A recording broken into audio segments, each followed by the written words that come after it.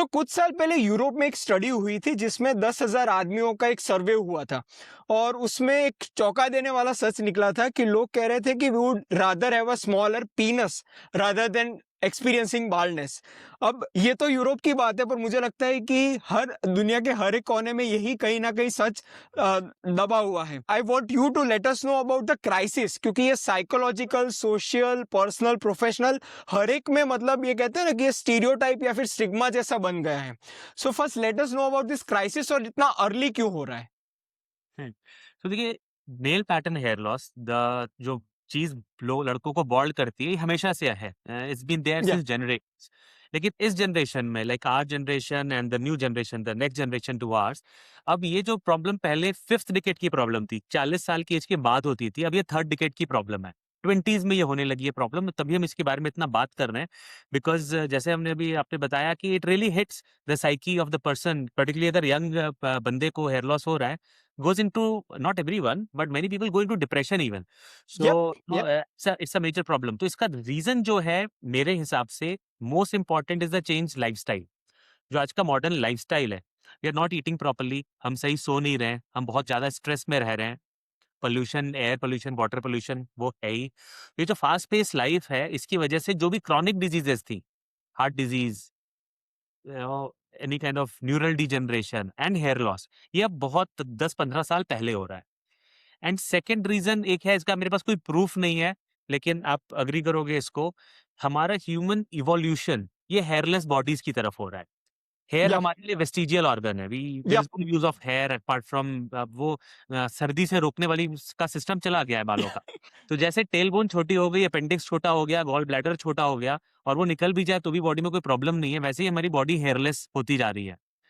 तो अगर आप, इनफैक्ट अगर मैं आपसे पूछूं, आप महामानव को इमेजिन करो, we used to read comics बच्चे में, या जब भी कोई भी हॉलीवुड में, बॉलीवुड में, कॉमिक्स में एक एडवांस्ड सिविलाइजेशन को डिपिक्ट करते हैं, तो वो हेयरलेस साइबोर्ग, हम लोग कहते हैं साइबोर्ग, आज कहते हैं कि जो साइबॉर्ग, साइबोर्ग हाँ। बोल्ड इमेजिन करते हैं, hairless. So yeah human evolution is also going towards hairless, less hair, less hairy bodies.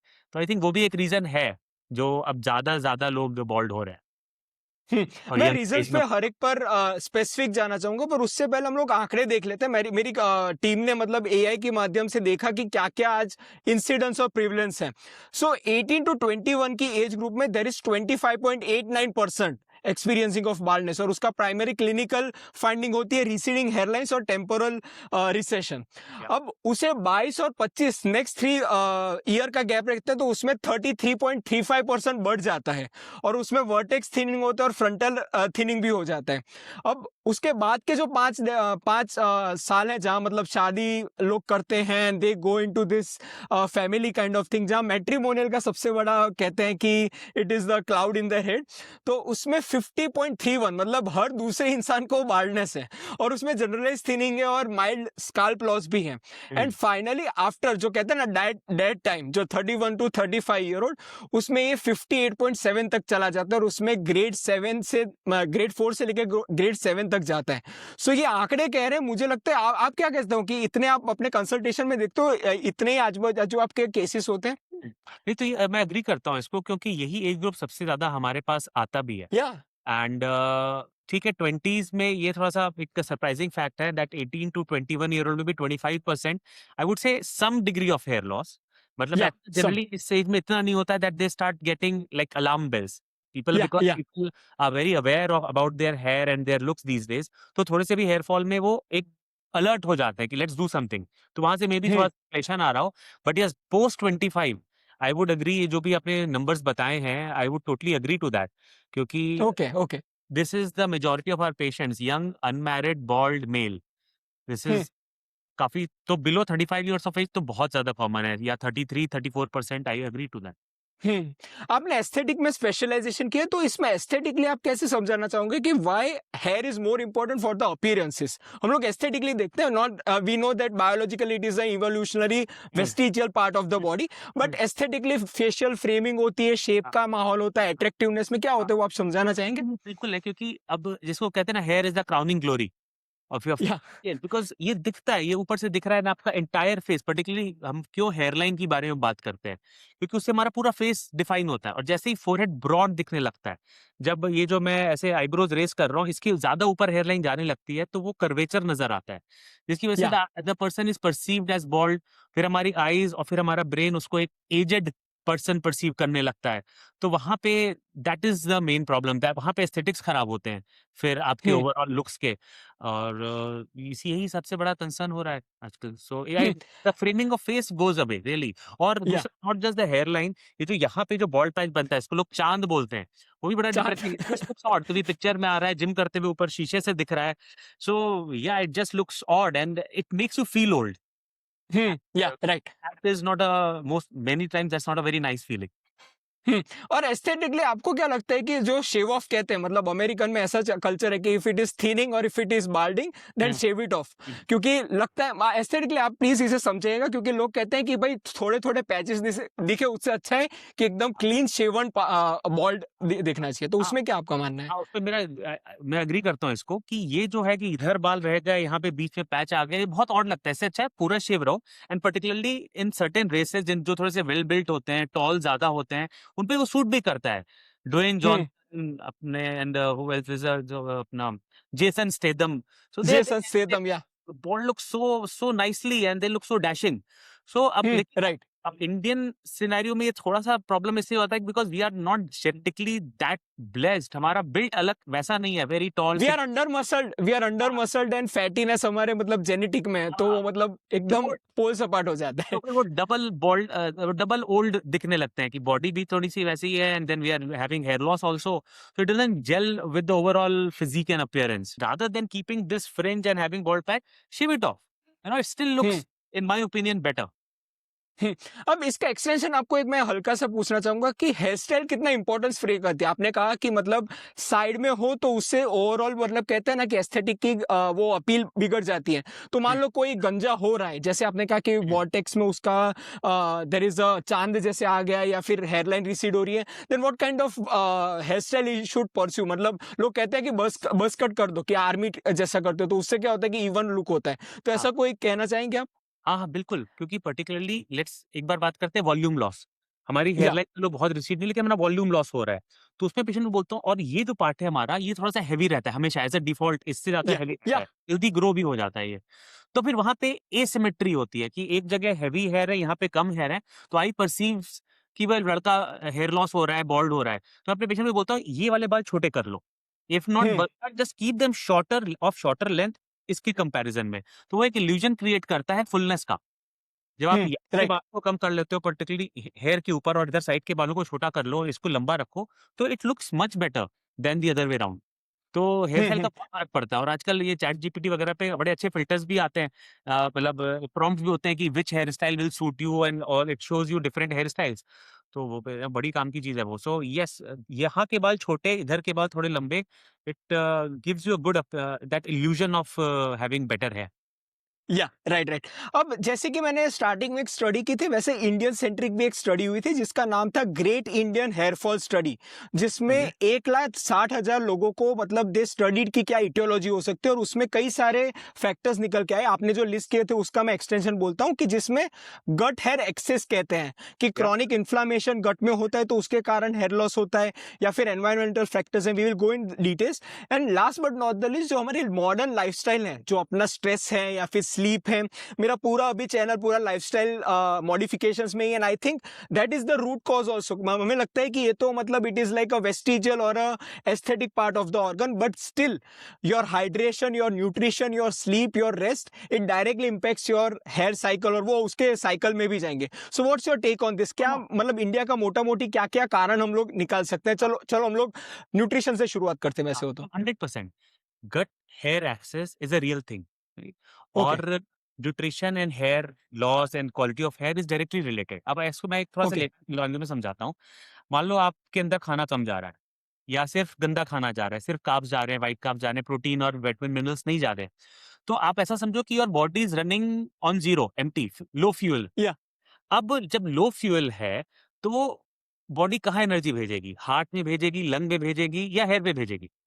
Heart, lung, body both heart में ही जाएगा, में या भेजेगी।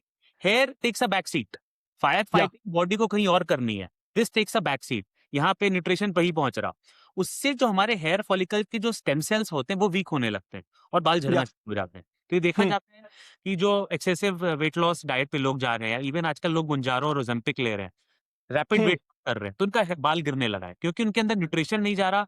जो न्यूट्रिशन जा रहा है वो क्रिटिकल ऑर्गन्स के ऊपर डाइवर्ट कर रही है बॉडी और हेयर तक वो इतना नहीं पहुंच रहा। तो प्रॉब्लम है। प्लस आप खा भी रहे हो अच्छा, लेकिन आपका गट हेल्थ अच्छा नहीं है, एब्जॉर्ब नहीं हो रहा, इन्फ्लेमेशन हो रहा है। तो आपके अंदर तो पेट में गया, लेकिन पेट से ब्लड में नहीं गया। तो बात वही हो गई, न्यूट्रिशन ही हो गया एंड वहां पे भी हेयर लॉस होता है। So if you are not eating properly या आपके गट में इश्यूज है, आईबीएस है या डाइजेशन प्रॉपर नहीं है, तो भी हेयर फॉल बढ़ जाता है। तो there is a direct link, I totally agree to that. And what's this direct related of the protein content of the food and the hair, क्योंकि लोगों का दो धारी तलवार कहते हैं कि प्रोटीन कंटेंट प्रायोरिटी में देते हैं, फिर एक ऐसी भी स्टडी आई थी कि वे प्रोटीन से हेयर लॉस होता है या फिर ऐसा कुछ, तो वो आप क्लियर कीजिए, what is the evidence based right now. So देखिए, हेयर तो बना हुआ है प्रोटीन से। हेयर ये जो मैं या पकड़ रहा हूँ, this is keratin which is protein. तो no protein equal to no hair, ये क्लियर कट या बात। तो प्रोटीन तो हमें चाहिए अपनी बॉडी में, क्योंकि यही सेल रिप्लिकेशन करता है, यही हेयर शाफ्ट को बनाता है, यही हमारे सारे एंजाइमेटिक प्रोसेस को रेगुलेट करता है, हमारे हार्मोन को रेगुलेट करता है। तो protein is absolutely important for your hair health.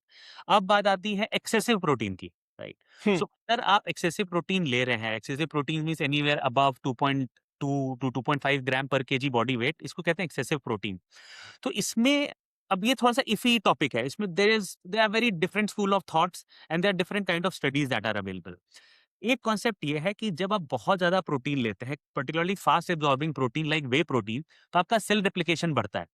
और जब आपके ओके हेयर का सेल रेप्लिकेशन बढ़ता है तो उसका टर्नओवर टाइम भी कम हो जाता है। मतलब ओके एक या एक साइकिल होती है, एनाजन फेज, टेलोजन फेज। सो जब या आप प्रोटीन अचानक आप बढ़ाते हो तो आपका एनाजन टू टेलोजन वो जो साइकिल है वो जल्दी होने लगती है। वो आप समझा दीजिए वो प्लीज, वो क्योंकि आम आदमी को एनोजन टेरोजन शायद समझ में ना आए, तो वो सुन। एनाजन फेज क्या हुआ? ग्रोइंग फेज, बाल एक ग्रो या होता है, फिर वो टेलोजन या फेज में जाता है जो रेस्टिंग फेज है, जिसमें बाल गिरता है। Resting phase. तो अगर या सेल रेप्लिकेशन, सेल मल्टीप्लिकेशन जल्दी हो रहा है, तो एनाजन टू टेलोजन ये जो ट्रांजिशन है ग्रोइंग फेज से रेस्टिंग टू फेज, रेस्टिंग, ये भी ओके जल्दी होता है। तो इसमें कुछ लोगों की हेयर फॉल, कुछ लोगों का बढ़ सकता है बिकॉज ऑफ एक्सेसिव प्रोटीन। और ओके बात आती है वे प्रोटीन की, ये थोड़ा सा डाउटफुल, थोड़ा सा कंट्रोवर्शियल टॉपिक है। कुछ ऐसी स्टडीज हैं, एक्चुअली मैंने एक बार और एक पॉडकास्ट में बोला था and I received a lot of flak on it, but मैंने उसका क्लैरिफिकेशन किया था and I posted the studies. तो कुछ ऐसी स्टडीज हैं जिन्होंने देखा गया है कि वे आइसोलेट, वे कॉन्सेंट्रेट अगर उन्होंने पेशेंट्स को दिया, एक अपनी स्टडी सब्जेक्ट को दिया, तो उनका हेयर फॉल बढ़ा। एंड ओके प्लस उसके अलावा उन्होंने एक दूसरा प्रोडक्ट दिया विच है slightly lesser way, slightly slower absorbing way, तो उसमें हेयर फॉल नहीं बढ़ा। So there is this one okay study which claims that.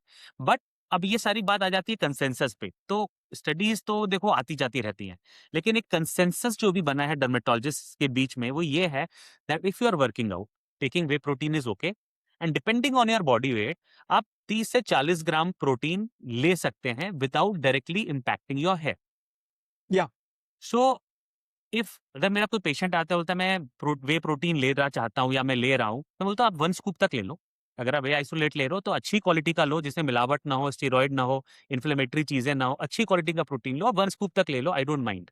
But बहुत ज्यादा मत लो, क्योंकि again because there are in studies, हमने भी कई बार देखा है कि ये जो बहुत एक्सेसिव प्रोटीन में जाते हैं उनमें हेयर थिनिंग नहीं होती, लेकिन हेयर फॉल थोड़ा बढ़ जाता है, विच इज ऑल्सो थोड़ा सा मतलब एंग्जाइटी कॉजिंग होता है पेशेंट्स के लिए। तो मैं बोलता हूँ उसको लिमिट में रखो। राइट और बाकी जो आपको रिप्लेनिश करना है वो अपने डाइट से रिप्लेनिश करो, या हल्का सा वीगन प्रोटीन ऐड कर लो अगर आप अपनी डाइट कर पा रहे हो, तो just keep a balance of things.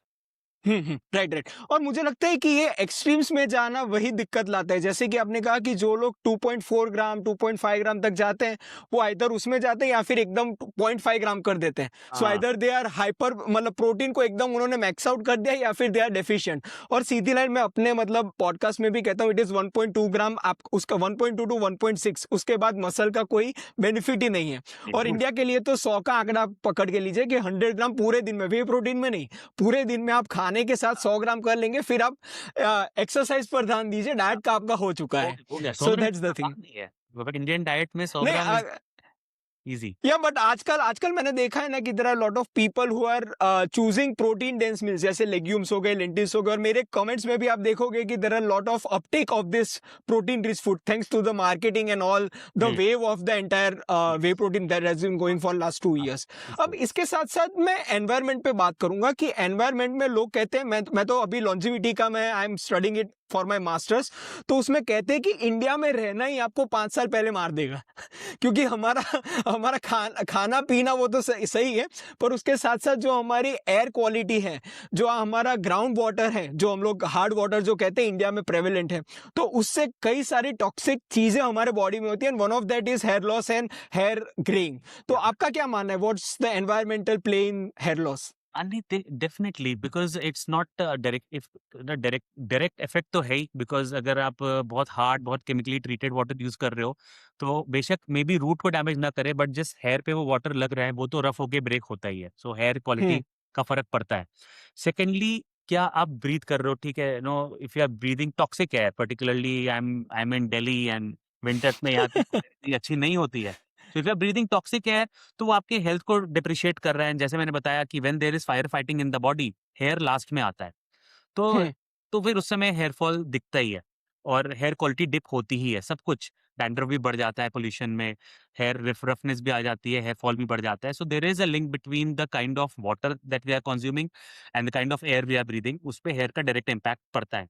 कई लोग ये भी बोलते हैं कि देखिए, जब वो बाहर जाते हैं, लेट्स से यूरोप जाते हैं और लंबे समय के लिए जाते हैं, महीने 2 महीने के लिए जाते हैं, दे कैटेगरिकली से कि भाई हमारा, because we are in touch, we are, I am in touch with my patient, बोलते हैं कि जब मैं 2 महीने जाता हूँ तो मेरा हेयर फॉल, मुझे अपने हेयर बेटर लगते हैं।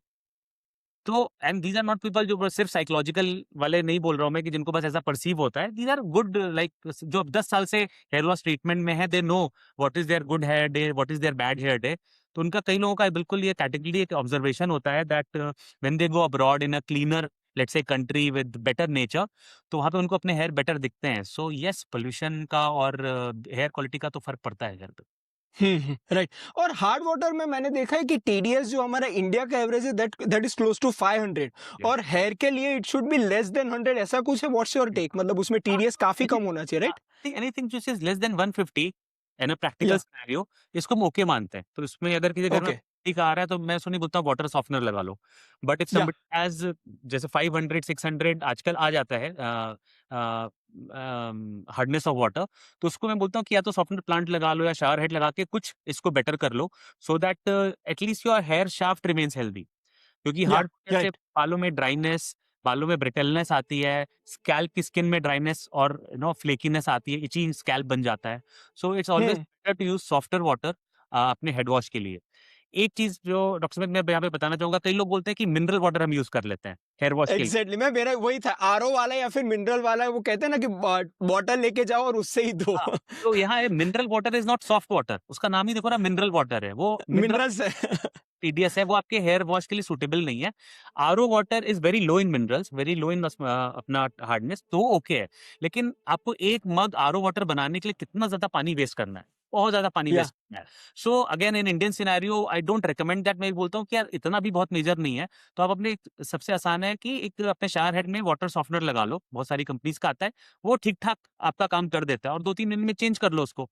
सो RO water is hmm. Big water waster, और फिर उसको सिर्फ हम्म। नहाने के लिए यूज करना I think is not environment friendly. सिर्फ मेडिकली बात करें, लेट्स फॉर डिस्कशन डिबेट से, तो फिर RO water is okay for washing your hair. Right, right. अब इसमें जो लास्ट पोर्शन है वो स्ट्रेस और स्लीप का है।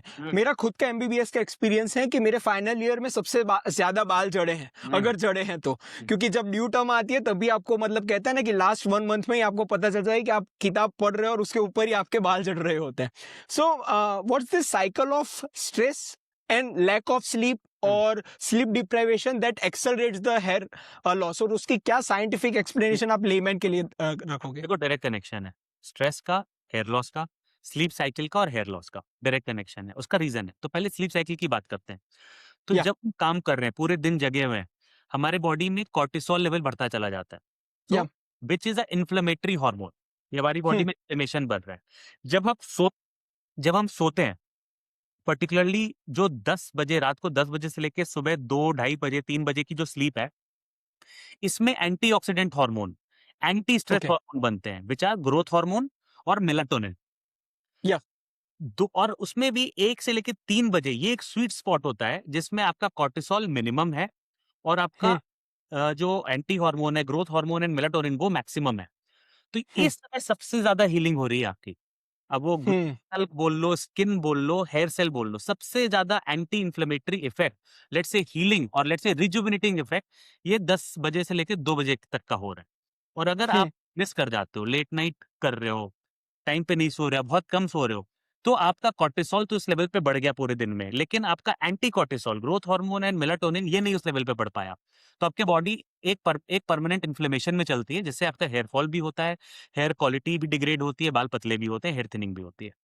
और वही चीज आती है स्ट्रेस में भी। अगर हम क्रॉनिकली स्ट्रेस्ड है, मेंटल स्ट्रेस बोल लो, या अपने फिजिकल, आप बहुत ज्यादा बॉडी पे you are just working too much, pushing your body too much, तो आपकी बॉडी में कॉर्टिसोल लगातार बढ़ रहा है। Cortisol directly hair killer hormone है, और इसीलिए देखा हम्म। जाता है क्या करता है कॉर्टिसोल, आपके हेयर के फॉलिकल के अराउंड स्टेम सेल को खराब कर देता है। तो इसलिए देखा जाता है, जैसे आपने देखा एग्जाम के टाइम में हेयर फॉल बढ़ गया, और जब आपका कोई ब्रेकअप हुआ, आपका हेयर फॉल बढ़ गया, आप डेडलाइन के लिए काम कर रहे हो, आपका हेयर फॉल बढ़ गया, बिकॉज आपका स्टेम सेल जो क्वालिटी है बिकॉज ऑफ कॉर्टिसोल वो डिग्रेड हो जाता है, और फिर वो बाल गिरते हैं। इसको कहते हैं टेलोजन एफ्लूवियम।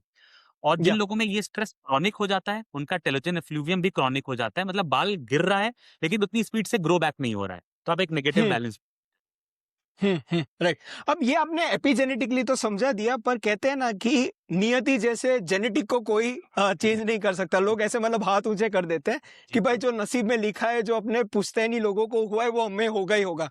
लोगों को डायबिटीज का ऐसा है, पर मैं डायबिटीज का भी अलग रखता हूँ। पर आपके आपके नजरिए से मैं जानना चाहूंगा कि कैसे जेनेटिक इन्फ्लुएंसेस वंस बाल्डनेस और वंस व्हाट यू से हेल्थी है, तो उसमें क्या क्या फैक्टर्स होते हैं। और इसमें मैं एक और एक्सटेंशन क्वेश्चन कहूंगा, जो काफी लोग पूछते हैं कि मम्मी की साइड से ज्यादा आता है कि मम्मी के रिलेटिव्स अगर कोई बाल्ड होंगे तो ही आप बाल्ड होंगे, कि आपके पापा को आप ब्लेम ना करो। तो वो भी आप डिबग कीजिएगा। ठीक है।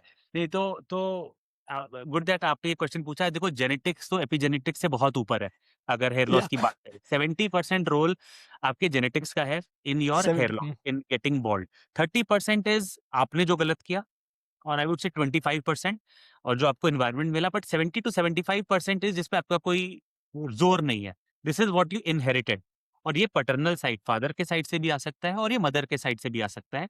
बॉल्डिंग जीन दोनों तरफ से बराबर बराबर आ सकता है।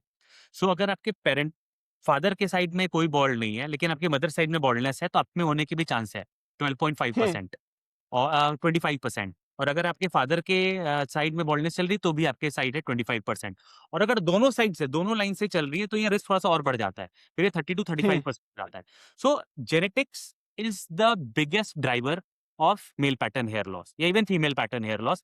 लड़कों में बॉल्डनेस, लड़कियों के बालों का कमजोर होना, दोनों ही 70% जीन से रिलेटेड है।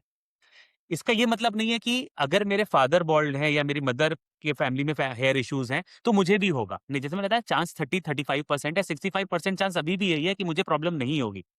प्लस अगर 4 भाई हैं, फैमिली में चल रहा है और हम 4 भाई हैं, तो जो प्रोबेबिलिटी होती है वो 25% है। अब पासा तो 6 के बार 6 गिर सकता है, तो चारों भाई भी बॉल्ड हो सकते हैं, कोई भी नहीं हो सकता है। लेकिन अगर आप 10,000 फैमिली को देखोगे, तो 3 भाई बॉल्ड नहीं होंगे, 1 भाई बॉल्ड होगा। Yeah. So that is how inheritance plays the role. But जो बंदा बॉल्ड हो रहा है, उसमें 70% रोल जेनेटिक्स है और 30% रोल एक्सटर्नल है। तो एग्जाम्पल के तौर पे, अगर मेरे अंदर बॉल्डिंग टेंडेंसी है, मुझे मेल पैटर्न हेयर लॉस है, और मैं हिमालय जाके चला जाऊं, सुखी जीवन व्यतीत करूं, क्लीन पानी पीऊं, क्लीन खाना खाऊं, नो स्ट्रेस में रहूं, तो भी मैं बॉल्ड होऊंगा। बट शायद 50-60 साल की एज में बॉल्ड होऊंगा, धीरे धीरे बॉल्ड होऊंगा। बट वहीं जाके दिल्ली में रहूं, फास्ट पेस लाइफ में रहूं, स्ट्रेस में रहूं, खाना ठीक नहीं खाऊं, टॉक्सिक हवा लूं, तो मैं 25-30 साल में बॉल्ड हुआ। तो राइट, वो गॉट इट। जल्दी आएगा, वो ज्यादा अग्रेसिव हो जाएगा। एंड उसका रिवर्स भी, अगर मेरे अंदर बॉल्डिंग जीन नहीं है, मेरे हेयर बिल्कुल हेल्दी हैं सब, there is no hormonal effect, तो मैं दिल्ली में भी बैठा रहूंगा, सब कुछ खराब करता रहूंगा, फिर भी मैं बॉल्ड नहीं होऊंगा। ओके। ठीक? राइट। तो तो अब ये है। इसमें बॉल्डिंग जीन का आप एक्सटेंशन करना चाहोगे, क्योंकि बॉल्डिंग जीन मुझे समझना है कि it is related to DHT, जो टेस्टोस्टेरोन कहते हैं, उसका जी। रिलेटेड है, हम्म, फिर there is another mechanism. Hmm. नहीं, नहीं वही है। सो बॉल्डिंग जीन होने का ये मतलब है कि आपके जो हेयर हैं ये वाले, इसको कहते हैं क्राउन हेयर। तो हमारी बॉडी या में 3 बाय एंड लार्ज 3 अलग-अलग प्रकार के हेयर होते हैं। एक होता है या क्राउन हेयर, इसमें या डीएचटी रिसेप्टर आते हैं। तो जब हम बोलते हैं बॉल्डिंग जीन है, इसका मतलब कि इस एरिया में डीएचटी डाइहाइड्रोटेस्टोस्टेरोन के रिसेप्टर आ गए हैं। और डाइहाइड्रोटेस्टोस्टेरोन एक आदमी के लिए, एक मर्द के लिए नॉर्मल हार्मोन है। पहले हमारी बॉडी टेस्टोस्टेरोन बनाती है और फिर डाइहाइड्रोटेस्टोस्टेरोन बनता है। तो ये नॉर्मल हार्मोन है, लेकिन क्योंकि मेरे ये वाले बाल डीएचटी सेंसिटिव है, ये हार्मोन इन बालों को पतला करता जाता है और धीरे-धीरे बाल्डनेस आती है। फिर हम्म आते हैं ये वाले बाल, उसको हम कहते हैं ऑक्सीपिटल हेयर, या लेट्स से सर के पीछे वाला बाल। ये ज्यादातर लोगों में डीएचटी इनसेंसिटिव होता है। यहाँ पे डीएचटी हम्म का कोई असर नहीं होता। इसीलिए आप देखते हो कि यहाँ पे बंदा बाल्ड हो जाता है, लेकिन यहाँ बाल्ड नहीं होता। हवा, हम्म पानी सब कुछ जो इन बालों को मिला वही इन बालों को भी मिला। लेकिन यहाँ पे क्योंकि डीएचटी रिसेप्टर नहीं था, तो ये एरिया बाल्ड नहीं हुआ, लेकिन ये एरिया बाल्ड हो गया। और तीसरा बियर्ड एंड बॉडी हेयर, इसमें डीएचटी के पॉजिटिव रिसेप्टर होते हैं। ओके वही हार्मोन इन बालों को बढ़ा रहा है। तो ये भी आप ओके काफ़ी नोटिस करोगे कि जो बंदा बॉल्ड होता है वो जनरली थोड़ा-सा ज़्यादा हेयरी होता है। उसकी बियर्ड थोड़ी थिक ओके होती है, चेस्ट पे हेयर ज़्यादा, क्योंकि डीएचटी हमारे इन बालों को बढ़ाता है, हम्म इन बालों को कम करता है, और इस पे इफ़ेक्ट नहीं होता। इसीलिए लड़कों में बॉडी हेयर ज़्यादा होते हैं, सर पे कम बाल होते हैं। लड़कियों में बॉडी हेयर कम होते हैं, सर पे ज़्यादा बाल होते हैं। It is all because of कि कहाँ पे डीएचटी रिसेप्टर है और वो किस तरह से बिहेव कर रहा है। So plus receptor, minus receptor, no receptor. Right. तो अब ये आपने ये बात डिफरेंस है। हाँ, आपने ये बात समझे। मैं आगे कुछ ही देर में आपको कुछ सेलिब्रिटीज के नाम कहूंगा जिनके पास दोनों हैं, जो ऊपर नीचे दोनों का उनका है, which is like they are blessed with genetically. पर उससे यस। पहले मैं आपको एक चीज बहुत ही इंपॉर्टेंट या पूछना चाहूंगा कि आपने बहुत ही अच्छे से हमें कॉजेज समझा दिए। पर एक बार वो कहते हैं ना कि जब बाल्डनेस शुरू होती है तो इंसान हमारे पास नहीं आएगा, मेडिकल के पास नहीं आएगा। वो हर तरह की दुनिया जहां की सारी चीजें, सारे नुस्खे अपनाएगा, घरेलू से लेके बाबा से लेके सारे नुस्खे। तो इससे होता क्या है कि जो पहले आपसे पहुंचकर जो प्रिवेंट किया जा सकता था, it hmm, goes into the later stage. और बिल इसी से मैं आपको कुछ हेयर फॉल के मिथ्स आपसे पूछना चाहूंगा, and please clear it as a clinician, as a yes. Dermatologist, ताकि लोगों को लगे कि अगर उनमें उनका भाई या फिर वो खुद हुँ, बाल्डनेस एक्सपीरियंस कर रहे हैं तो direct they should go to a dermatologist and not move around with the unclinical और evidence based, evidence less practices.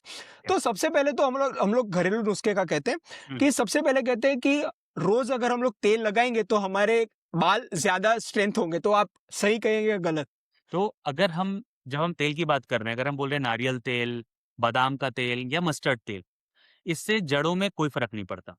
और ये आप अगेन, आप बहुत सारे जो ऑडियंस हैं, they will hate me for saying this, कि नहीं हम तो इंडिया में तो शुरू से चल रहा है, ठीक है, हमारे लिए कल्चरल थिंग है। लेकिन इससे जड़ों में कोई फर्क नहीं पड़ता। इसका काम है कंडीशनिंग। आपका जो स्कैल्प का स्किन है उसको ऑयली बनाता है, जो उसमें ड्राइनेस है वो खत्म होती है, आपके बालों को कंडीशन कर देता है। आप कंडीशनर लगाते हो कि बालों में चमक आ जाए, सॉफ्ट रहें, तो वही तेल का काम है। Tel is a hmm conditioner for hair.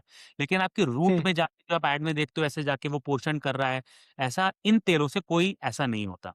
लेकिन हम्म अगर let's say medically active Ayurvedic oil use कर रहे हैं, rosemary oil, castor oil, onion oil, तो ये mild hair root stimulating properties लेके आते हैं।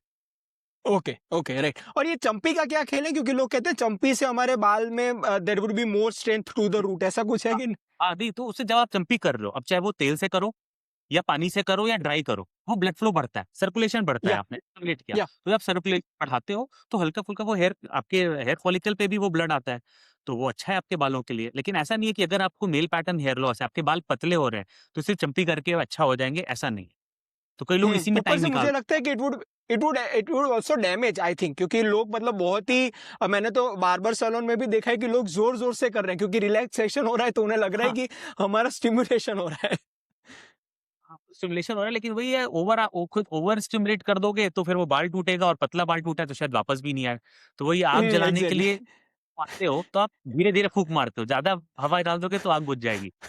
तो it's right like right. That. अब ऐसे ही ऑयल के जैसा शैम्पू की तरफ है कि लोग मतलब ऐसा वहम है कि जितना ज्यादा शैम्पू करेंगे उतना ज्यादा बाल हमारे झड़ेंगे। तो उसका क्या हुँ, एविडेंस कहता है?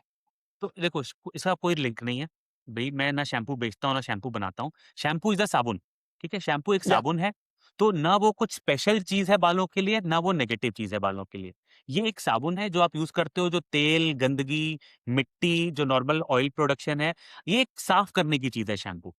तो इससे ना हेयर फॉल रुकता है, ना इससे हेयर फॉल बढ़ता है। तो एंटी हेयर फॉल शैम्पू ऐसा कुछ नहीं होता, जो ऐड देखते हैं कि ये शैम्पू करने से हेयर फॉल रुक गया, ऐसा भी कुछ नहीं होता। और ना शैम्पू सिनिस्टर है, वो एक कई बार एक हमारे अंदर वो एक ओवर वो इंडियननेस आ जाती है ना कि everything which is western is bad. या ऐसा नहीं है। There are many thing westerns which are bad, but there are something which are good also. तो shampoo is a good way of cleaning your scalp. It's a hmm liquid, a mild liquid soap, let me put it in that. Hmm तो रिन साबुन से लेके मतलब बर्तन धोने के साबुन से लेके स्किन का बहुत महंगा साबुन, they are something very similar, but उसका सॉल्ट कितना हार्ड है। जब आपको अपने ओके का तेल निकालना है तो बहुत स्ट्रॉन्ग सॉल्ट लगाते हो, तो वो रिन हो गया, विम बार हो गया। जब आपको कपड़े का निकालना है तो आप थोड़ा सा सॉफ्ट लगाते हो, वो सर्फ हो गया। और जब आपको बॉडी पे निकालना है वो और माइल्ड हो गया, वो शैम्पू या साबुन हो गया। सो बस यही हम्म डिफरेंस है। So shampoo is okay not the cause of hair loss. और अगर आपके बाल गंदे हो रहे हैं, जैसे अगर आप खेलते हैं रोज या पसीना आपको ज्यादा आता है और आप हर दिन भी शैम्पू करना चाहते हैं, तो it's okay to do it. Right. और इसका कंडीशनर का क्या है, इसके साथ साथ शैम्पू के साथ साथ वो भी समझा दीजिए, क्योंकि लोग कहते हैं कि अगर आप शैम्पू करेंगे then conditioner is a must. Okay, so जब हम शैम्पू करते हैं, साबुन लगाते हैं अपनी स्किन पे या हेयर पे, तो उसके जो नेचुरल ऑयल्स हैं वो भी निकल जाते हैं, जिससे ड्राइनेस हम्म आती है।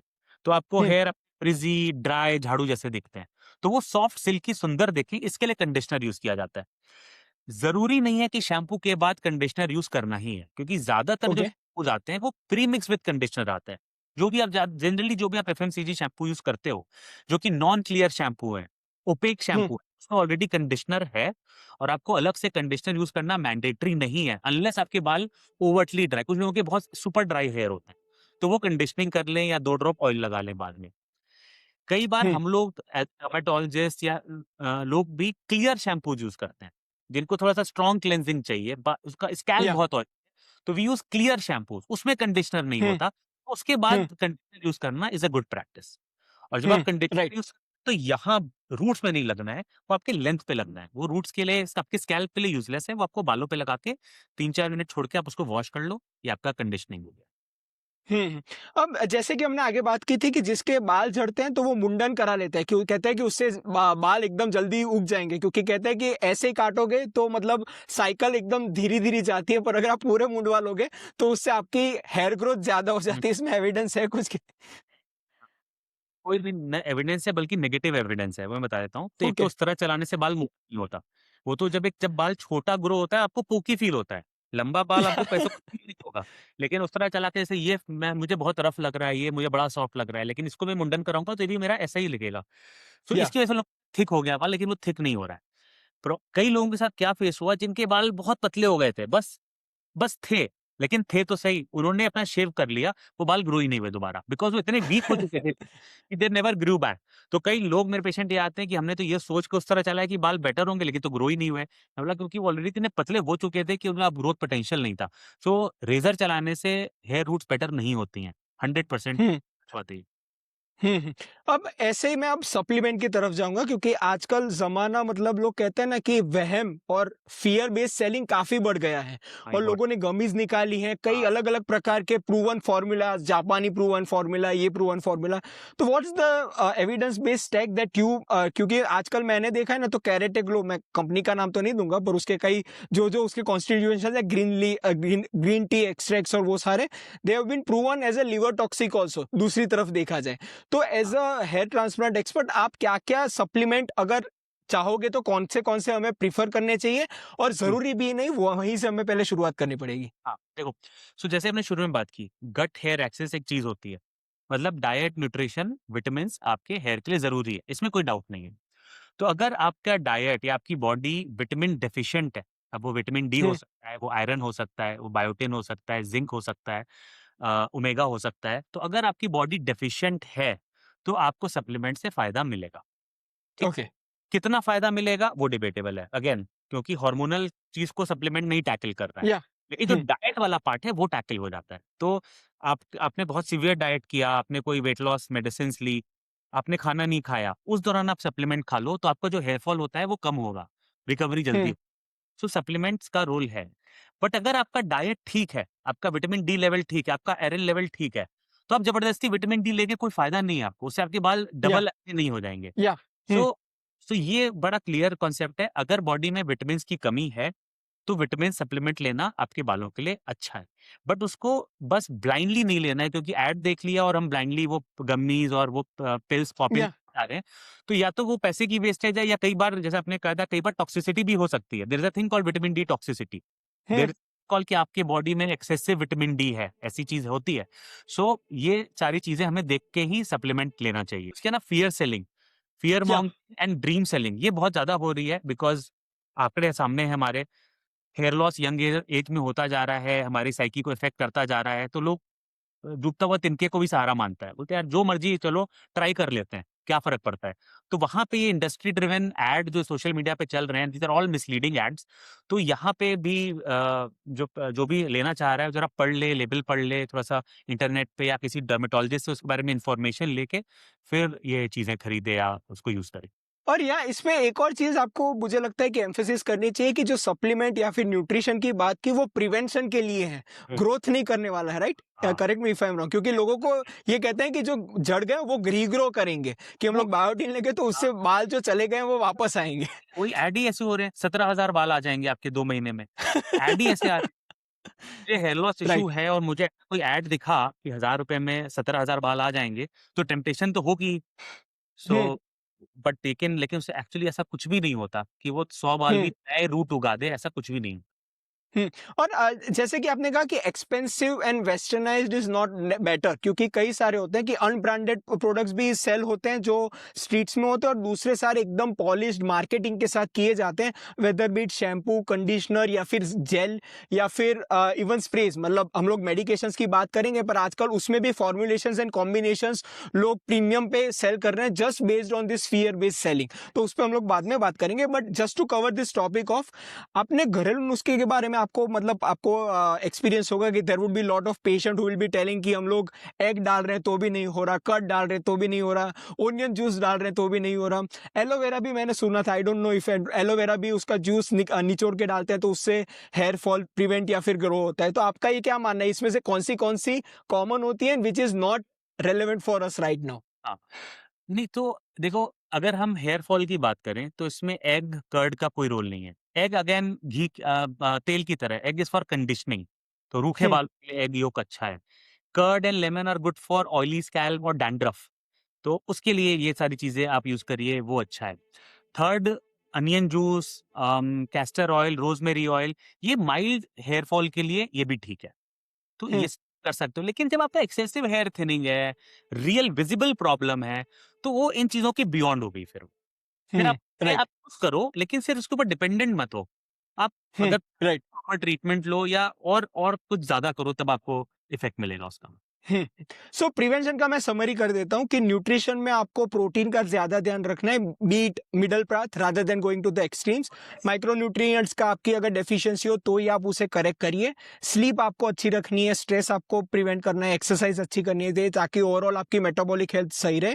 और लास्टली वापस हाइजीन पे एक बार मैं आप प्लीज़ करेक्ट मी कि हम लोग को ऑयल से कोई जादू ही होने नहीं वाला, it just for the shining of the shafts. Yes. फिर शैम्पू वन्स और ट्वाइस अ वीक, क्या उसका वीकली क्या आप कहते हो प्रिस्क्रिप्शन? क्योंकि लोग हर रोज़ भी करते हैं, हाँ, वीक भी एक बार भी करते हैं, मंथली भी करते हैं, सही करते हैं, एज़ पर द नीड, बिल्कुल एज़ पर एज़ द। पर द नीड। जैसे मेरा है, मैं मोस्टली इंडोर्स हूँ मोस्ट ऑफ द टाइम, ठीक है? तो मुझे डेली शैम्पू करने की ज़रूरत नहीं है, लेकिन हाँ, हफ्ते हुँ, में 2 दिन मैं खेलने जाता हूँ। फिर मैंने कैप पहनी, हेलमेट डाला, धूल-मिट्टी में गया, उसकी मैं शैम्पू, तो मेरी शैम्पूइंग फ्रीक्वेंसी अल्टरनेट है, राइट? हुँ, लेकिन अगर जो 20 साल का लड़का है, जिसमें अभी हार्मोन्स ज़्यादा हैं, जिसका ऑयली स्किन है, रोज़ खेल रहा है या जिम कर रहा है या ज़्यादा पसीना उसको आ रहा है, वो हर दिन भी शैम्पू करे, सर धोए, उसमें कोई प्रॉब्लम नहीं है। और कोई है जो बिल्कुल नॉर्मल स्कैल्प है, ना ज़्यादा ऑयली है, ना वो बाहर ज़्यादा एक्सपोज़ कर रहा है, और लेट्स से यूरोपियन कंट्री में है, जैसे आप ये लोग, मैं भी जाता हूँ यूरोप कंट्री में 10 दिन रहता हूँ, तो मुझे 1 दिन वॉश करने की ज़रूरत पड़ती है, बिकॉज़ इट्स मोस्टली क्लीन, धूल-मिट्टी इतनी नहीं लग रही है। तो शैम्पू इज़ क्लेंजिंग, जब आपको लगे कि हुँ, गंदगी हो रही है, आप उसको शैम्पू करो, वो हर दिन भी हो सकता है, हफ्ते में 1 बार भी हो सकता है। Right, right. और अब इससे हम लोग एक्सटेंशन प्रिवेंशन में आएँगे कि मेडिकली, क्लिनिकली आप क्या-क्या प्रोवाइड करते हो।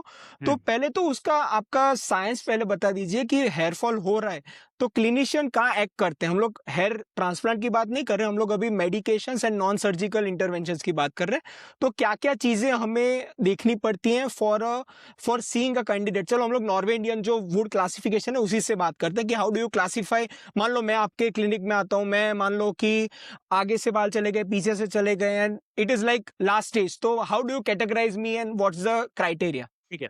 तो एक यहाँ पे सबसे पहले मैं बोलना चाहूँगा कि बहुत ज़्यादा बिकॉज़ एक कंपनी है जो बहुत ज़्यादा ये ग्रेड पे एडवर्टाइज़ कर रही है। तो आप बहुत ज़्यादा डिपेंडेंट मत हो। हर पेशेंट मुझसे आके पूछता है मेरा कौन-सा ग्रेड है? Grade 1, grade 2। ग्रेड 1 मतलब इसमें तो मेडिसिन से काम चल जाएगा, ग्रेड 6 मतलब इसमें तो सिर्फ़ हेयर ट्रांसप्लांट लगेगा, ग्रेड 3 मतलब इससे भी देखो ग्रेडिंग ज़्यादा कुछ नहीं होता। ग्रेडिंग एक क्लिनिकल टूल है, एक थोड़ा-सा आइडिया देने को और ग्रेडेशन अभी जो अवेलेबल है, वो बस इसके लिए कि आपकी हेयरलाइन कितने पीछे गई है। एक पीछे या है तो ग्रेड 1, 2 फिंगर गई है तो ग्रेड 2, एक हाथ गई है तो ग्रेड 3। तो चाहे जो मर्ज़ी ग्रेड हो, ग्रेड 1 भी क्यों ना हो, अगर मुझे यहाँ लेट्स से मेरे सर पे अगर मुझे यहाँ हेयर उगाने हैं, मेरा मन है कि यहाँ हेयर उगे और मैं ग्रेड 1 ही हूँ, तो दवाइयों से कुछ नहीं होगा। अगर मुझे यहाँ हेयर उगाने हैं, तो मुझे ट्रांसप्लांट करना पड़ेगा। लेकिन मैं ओके, ग्रेड 1 से ग्रेड 2 ना जाऊँ, मैं ग्रेड 3 से ग्रेड 4 ना बन जाऊँ, इसके लिए प्रिवेंशन है, इसके लिए मेडिकल मैनेज ओके, ठीक है? Okay, okay. आजकल बहुत कम पेशेंट होते हैं जो बिल्कुल क्लासिकल मेल पैटर्न में आते हैं, सिर्फ़ ऐसे पीछे जा रहे हैं। मोस्टली आ रहे हैं डिफ्यूज़ थिनिंग के, कि हेयरलाइन भी थोड़ी पीछे जा रही है लेकिन मेजरली वॉल्यूम लॉस हो रहा है, ठीक है? हुँ, मैं आपको बोलूँगा जी तुम ग्रेड 1 हो, लेकिन तुम्हें डिफ्यूज़ तो ग्रेड 1 सुन के लगेगा अरे! मुझे तो ज़्यादा हेयर फॉल है नहीं, लेकिन ज़्यादा वॉल्यूम चला गया है। तो इसको कहते हैं ग्रेड 1 या ग्रेड 2 विद डिफ्यूज़ थिनिंग। तो जहाँ हमें डिफ्यूज़ थिनिंग मिलती है, वहाँ पे हम बहुत ज़्यादा मेडिकल ट्रीटमेंट की ओर जाते हैं, कि ओके, अब जो हमने अभी तक प्रिवेंशन की बात की सारी, लाइफ़स्टाइल वो तो करना ही है, दैट्स द बेयर मिनिमम। फिर हम या उसमें डिपेंडिंग ऑन कितनी हेयर थिनिंग है, पेशेंट की एज कितनी है, उसका मैरिटल स्टेटस क्या है, वो बेबी प्लान कर रहा है या नहीं कर रहा उस समय, हम डीएसटी ब्लॉकर्स देते हैं। DST blockers and strong why that is important? Why that is important? Further bro. Important because these medicines may have certain side effects. Okay, तो when we give DST blockers जो कि हमारा mainstay है of male pattern hair loss, इसमें 5-6% risk होता है sexual weakness का। Erectile okay, dysfunction हो सकता है, सेक्सुअल डिज़ायर में कमी आ सकती है। अ, मेंटल हेल्थ के बारे में बहुत बात हो रही है क्योंकि ये मेडिसिन से डिप्रेशन, लो मूड भी देखा जाता है। मेरे 2 पेशेंट में सुसाइडल टेंडेंसीज़ भी मैंने नोटिस की थी। ओके, मेडिसिन बंद करते ही वो ठीक हो गई। तो ये सारी चीज़ें हमें अलर्ट करती है। सो विद हम ऐसे ब्लाइंडली हर को प्रिस्क्राइब नहीं करते। Suppose let's say somebody is newly married, तो I would hmm, be a little very कि मैं उसको फाइनेंस ये डीएसटी ब्लॉकर ना दूँ। Is a newly married, have other priorities in life, hair को 5-6 महीने बाद ट्रीट कर लेंगे, पहले नॉन हार्मोनल से ट्रीट करते हैं। या somebody is very young, 17 year old, तो उसमें हम डीएसटी अभी हार्मोन्स डेवलप हो रहे हैं। I don't want to give him a DST blocker. मैं उसको माइल्डर मेडिसिन पे रखूँगा कि पहले थोड़ा-सा हो जाए, आप 19-20 साल के हो जाओ, फिर इसको हम एडवाइस करते हैं। समबडी जो ऑलरेडी स्ट्रगल कर रहा है लो मूड से, एंग्जायटी से, डिप्रेशन से, उसको मैं ये मेडिसिन्स नहीं दूँगा कि ठीक है आपका हेयर फॉल है लेकिन आपको डिप्रेशन है, कोई बात नहीं, डिप्रेशन कोई बात नहीं, हम हेयर फॉल ट्रीट हुँ, करेंगे। होलिस्टिकली पेशेंट को देखना होता है और अकॉर्डिंगली हम देते हैं। सो इसलिए ये सारी चीज़ें ऐज, मैरिटल स्टेटस, दूसरा बेबी के बारे में बताऊँ कि सीमेन ये मेडिसिन सीमेन में भी सेक्रीट होती हैं। सो ऑल्दो ओके, थेयरी सेज कि जो सीमेन में सेक्रीशन है, वो बहुत लो लेवल में है। It's okay. बट मेरे लिए pregnancy and child birth are way more important than exactly. तो मैं वो 0.1% चांस भी नहीं लेना चाहूँगा अपने पेशेंट में। आई डोंट हुँ, want to repent for my life just for my hair. तो जब कोई बेबी प्लान कर रहा होता है उसके 1 महीने पहले मैं ये मेडिसिन बंद करवा देता हूँ कि अभी इसको बंद करो। Once you conceive then we can restart. तभी या तभी चाइल्ड बेयरिंग एज की फीमेल को ये मेडिसिन नहीं दी जाती है। Hmm. We will wait for it. ऐसा। या राइट। और क्या-क्या मेडिकेशंस है again you can classify it and हाँ। बेस्ड अपॉन कैसे एक्ट करती है वो भी समझा दीजिएगा आम आदमी को जानने के लिए? ठीक है। तो एक तो सप्लीमेंट्स हो गया, उसके बारे में मैंने बात कर ली। फिर हो गई डीएसटी ब्लॉकर्स। तो वो हमारे मेन जो हार्मोन जिस वजह से बाल जा रहा है, उस रूट कॉज़ को टैकल करते हैं। सेकंड है मिनॉक्सिडिल एक लोशन आता है और इस तरह के बहुत सारे हो गए। बेसिकली हमें ब्लड फ्लो बढ़ाना है, हमें हेयर साइकिल को ओके, रेगुलेट करना है। तो उसके लिए सबसे कन्वेंशनल मेडिसिन मिनॉक्सिडिल यूज़ की जाती थी। आजकल पेप्टाइड बहुत यूज़ किए जाते हैं क्योंकि कई लोग मिनॉक्सिल नहीं यूज़ करना चाहते हैं। कुछ लोगों को हेडेक फ़ील होता है, कुछ लोग वैसे ही एलोपैथिक में थोड़ा-सा एंटी मिनॉक्सिल एक वेव चल रही है, तो कुछ लोग मिनॉक्सिल नहीं यूज़ करना चाहते हैं। तो उसमें हम लोग पेप्टाइड यूज़ करते हैं, रिडेंसिल, प्रोकैपिल, एनागेन ये कुछ पेप्टाइड्स आते हैं, वो हम यूज़ करते हैं। एक जेंटल माइक्रो नीडलिंग बोलते हैं पेशेंट को कि चलो अगर आप मिनॉक्सिल नहीं यूज़ कर पा रहे हो तो बहुत जेंटली माइक्रो नीडलिंग करो। बहुत ज़्यादा हार्शली करेंगे तो उससे स्कारिंग हो जाती है। तो सही तरीके से आप माइक्रो नीडलिंग करो। एक चीज़ होती है लो लेवल लेज़र थेरेपी। तो अगर आप मिनॉक्सिल यूज़ नहीं कर पा रहे हो तो आजकल लेज़र कैप्स आती हैं, वो रोज़ 10 मिनट यूज़ कर लो, उससे भी ब्लड फ्लो बढ़ता है। प्लस ये जो आयुर्वेदिक ऑयल्स की मैंने बात की, ये माइल्ड, कई लोग चाहते हैं नहीं हमें एलोपैथिक बिल्कुल यूज़ नहीं करना है, तो ये आयुर्वेदिक ऑयल्स बोलते हैं ये यूज़ करो अर्ली हेयर लॉस के लिए, ये भी ठीक होते हैं। फिर आते हैं क्लिनिक बेस्ड ट्रीटमेंट्स, जो कि स्टेम सेल इंप्रूविंग ट्रीटमेंट्स हैं। तो उसमें ओके, पीआरपी एक नाम बहुत पॉपुलर है, प्लेटलेट रिच प्लाज्मा, वो यूज़ किया जाता है। अनदर एक पॉपुलर नाम है जीएफसी, ग्रोथ फैक्टर कॉन्संट्रेट, वो हम काफ़ी ये दवाइयाँ पेशेंट के ब्लड से बनती हैं। हम उनका ब्लड लेते हैं, ओके। उसमें से प्लेटलेट्स और ग्रोथ फैक्टर्स एक्सट्रैक्ट करके उसको स्कैल्प पे इंजेक्ट करते हैं। फिर हुँ, इससे मिलती-जुलती चीज़ें आती हैं एक्सोसोम्स। एक्सोसोम्स ओके, एक बायोसेलुलर एक वेसिकल होता है, जो कि बेबी के अम्बिलिकल कॉर्ड ब्लड से बनता है। ओके। कहते हैं वॉटन्स जेली से बना हुआ एक्सोसोम। तो ये भी पीआरपी की तरह हेल्प करता है, पर्टिकुलरली जो पेशेंट ब्लड नहीं देना चाहते हैं हेयर ट्रीटमेंट के लिए, उनमें एक्सोसोम्स हम काफ़ी सक्सेसफुली यूज़ करते हैं। आजकल मैं एक पर्सनली एक ट्रायल कर रहा हूँ स्टेम सेल्स पे, कि ओके। पेशेंट हेयर फॉलिकल हम लेते हैं, ये वाला हेल्दी हेयर फॉलिकल लेते हैं, उसको लैब हुँ। में भेजते हैं, लैब उसमें से मेसेनकाइमल स्टेम सेल्स एक्सट्रैक्ट करती है। जो ऐसा आप समझो। स्टेम सेल क्लोनिंग कहते हैं यही? मतलब हाँ, क्लोनिंग वाला यही है? हाँ, ओके, तो एक तो क्या हेयर क्लोनिंग, हेयर क्लोनिंग अभी एक कॉन्सेप्ट है, अभी रियलिटी नहीं है। ये है स्टेम सेल कल्चर। तो हम आपके ओके। फॉलिकल के जो सराउंडिंग मेसेनकाइमल स्टेम सेल्स हैं, उसको एक्सट्रैक्ट करते हैं, उसको कल्चर करके इतने से इतना बनाते हैं और फिर वो स्कैल्प में इंजेक्ट करते हैं।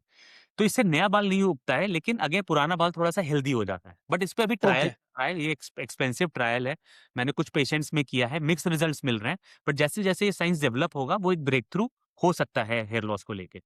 और उसके अलावा तो यही बेसिकली ये सारे ट्रीटमेंट होते हैं। तो मैं ब्रेक डाउन कर देता हूँ। सबसे है डीएचटी ब्लॉकर्स, जो हमारा मेनस्टे है। फिर है blood flow enhancers, minoxidil and peptides. Third is stem cell regulators, PRP, GFC, actual stem cells. And fourth is nutrition, वो हुँ, सप्लीमेंट वो आता है। हुँ।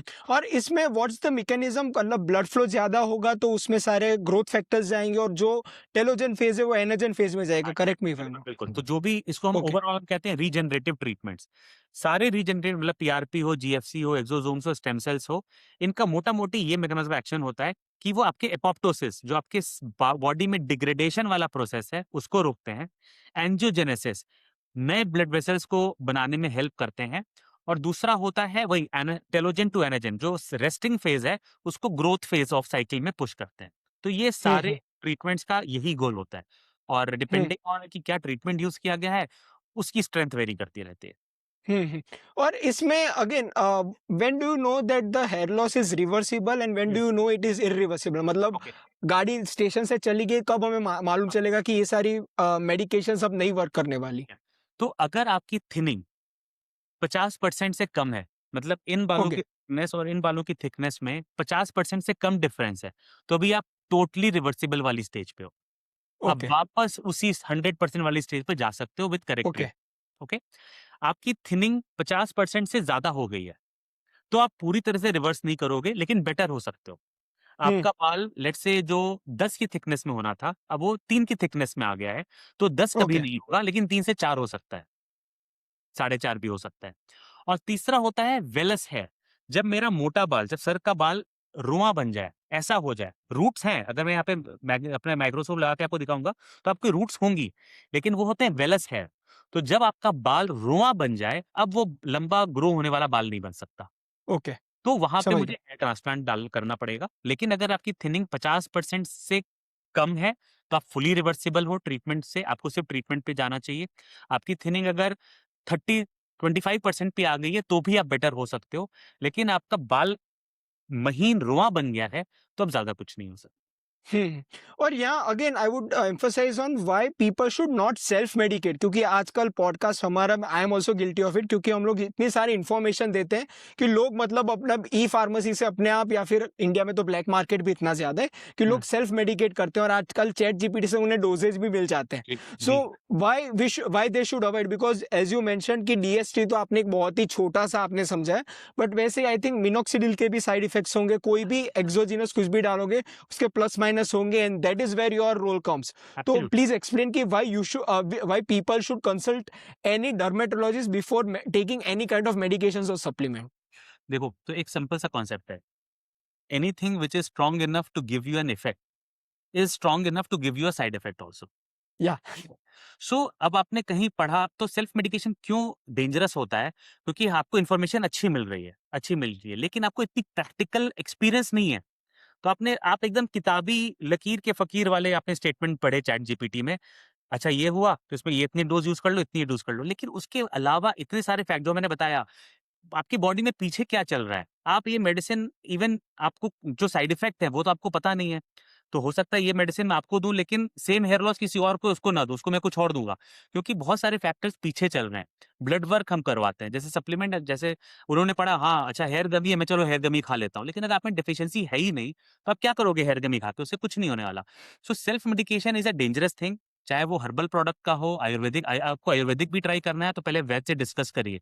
मुझसे आके डिस्कस मत करिए, आप एक वैद्य से डिस्कस करिए। वो आपको अच्छी गाइडेंस देगा कि अच्छा आपके अंदर ये हेवी मेटल की प्रॉब्लम आ सकती है, आप ये वाला आयुर्वेदिक मत लो, या आपकी स्किन सेंसिटिव है, आप ये वाला तेल मत लगाओ। मैंने कितने जमाल गोटा और वो एक आजकल वायरल पेस्ट चल रहा है, कितने सारे एलर्जीज़ देखे हैं उसके, कितने सारे एलर्जीज़ देखे हैं क्योंकि उन्होंने देखा, आप मँगवा के लगा लिया और किसी की आँख में जा रहा है, किसी की स्किन में एक्जिमा हो रहा है, कहीं पस आ रहा है। तो ये सारी प्रॉब्लम आती है हाफ कुक्ड इन्फॉर्मेशन से।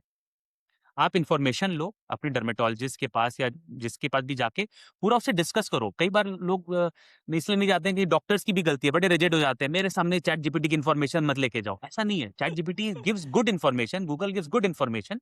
मेरा रोल है कि उसको बताना हाँ, ये इन्फॉर्मेशन सही है, ये आपके लिए सूटेबल नहीं है। सो दीज़ आर द ऑप्शंस, इसमें बेस्ट ऑप्शन आपके लिए ये है।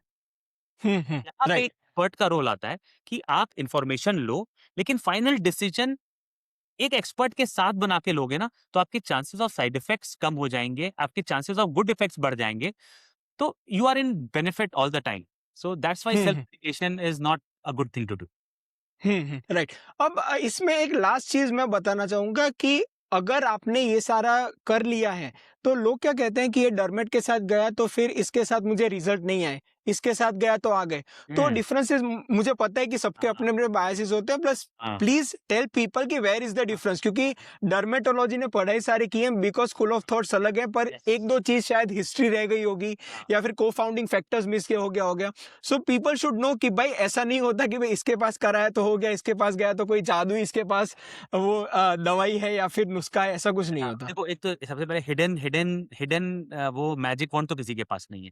वो नहीं जादू पोशन किसी के पास नहीं है, मैं सच बता रहा हूँ, अगर किसी के पास हो, वो नोबेल प्राइज़ जीत जाएगा, वो बिलियनियर बन जाएगा, वो जेफ बेज़ोस के ट्रिलियनर, ऊपर ये तो चला जाएगा। बहुत मतलब बड़ी वो ये तो है। तो there is no magic wand, सब सारे डर्मेटोलॉजिस्ट के पास वही इन्फॉर्मेशन है। सबसे क्यों, लेकिन फिर भी डिफरेंस क्यों आता है? उसके 2-3 रीज़न है। सबसे इम्पोर्टेंट रीज़न है डायग्नोसिस सही होनी चाहिए। All hair losses are not the same. Hmm, नहीं है कि भई हेयर लॉस, अच्छा हेयर लॉस, ये हम मैग्नीफायर लगा के देखते हैं कि भई एलोपेशिया एरियाटा इनकॉग्निटो है या मेल पैटर्न हेयर लॉस है, एक टेलोजन एफ्लुवियम है कि क्या, देयर 10 देयर अलग-अलग। Is difference. वही कहते हैं कि भाई हेयर लॉस मतलब एक लोग कैटेगरी बना दी है, क्योंकि हाँ, इसमें भी अनगिनत कैटेगरीज़ हैं। अनगिनत कैटेगरी है, तो आपका सबसे पहले डायग्नोसिस बनना चाहिए। वो थोड़ा-सा डॉक्टर टू डॉक्टर थोड़ा बहुत स्किल वेरी कर सकता है कि ठीक है, मैंने वो डायग्नोसिस मिस कर दी, किसी और ने पकड़ लिया क्योंकि उसने एक मैग्नीफायर लगा के अच्छे से देख लिया, उसने पकड़ लिया। तो ये एक डिफरेंस होता है। सेकंड डिफरेंस होता है अगेन अप्रोच। कुछ होते हैं अग्रेसिव कि भई मैं आएगा, मैं डीएसटी ब्लॉकर दूँगा, मुझे सही लग रहा है तो। कुछ होते हैं कि यार नहीं, कौन चक्कर में पड़े मेडिको लीगल, मैं सिर्फ लोशन दे के इसको काम चला देता हूँ। तो लोशन से उतना कम इम्प्रूवमेंट आएगा। जिसने डीएसटी ब्लॉकर ओरल मेडिसिन दी, उसको ज़्यादा इम्प्रूवमेंट आएगा। और तीसरा होता है कि अपने हेयर लॉस से किस फेज़ पे डॉक्टर के पास गया। तो ये एग्ज़ैक्टली। बहुत बड़ा रीज़न होता है कि एक प्रॉब्लम होती है टेलोजन एफ्लुवियम। कोविड के बाद आपके बाल झड़ गए, डेंगू के बाद आपके बाल झड़ रहे हैं, प्रेगनेंसी के बाद आपके डिलीवरी के या बाद आपके बाल झड़ रहे हैं। तो मेरे बाल झड़ेंगे, मैं तुरंत जाऊँगा किसी डॉक्टर के पास, वो बोलेगा चलो कुछ नहीं, ये सीरम लगा लो, ये मल्टीविटामिन खा लो। 1 महीने में खाऊँगा, मुझे कुछ नहीं होगा, बोलेगा ये डॉक्टर तो बेकार है। मैं दूसरे के पास जाऊँगा सेकंड मंथ में, वो बोलेगा अच्छा ब्रांड चेंज कर देगा, ये ब्रांड ये वाला लगा लो।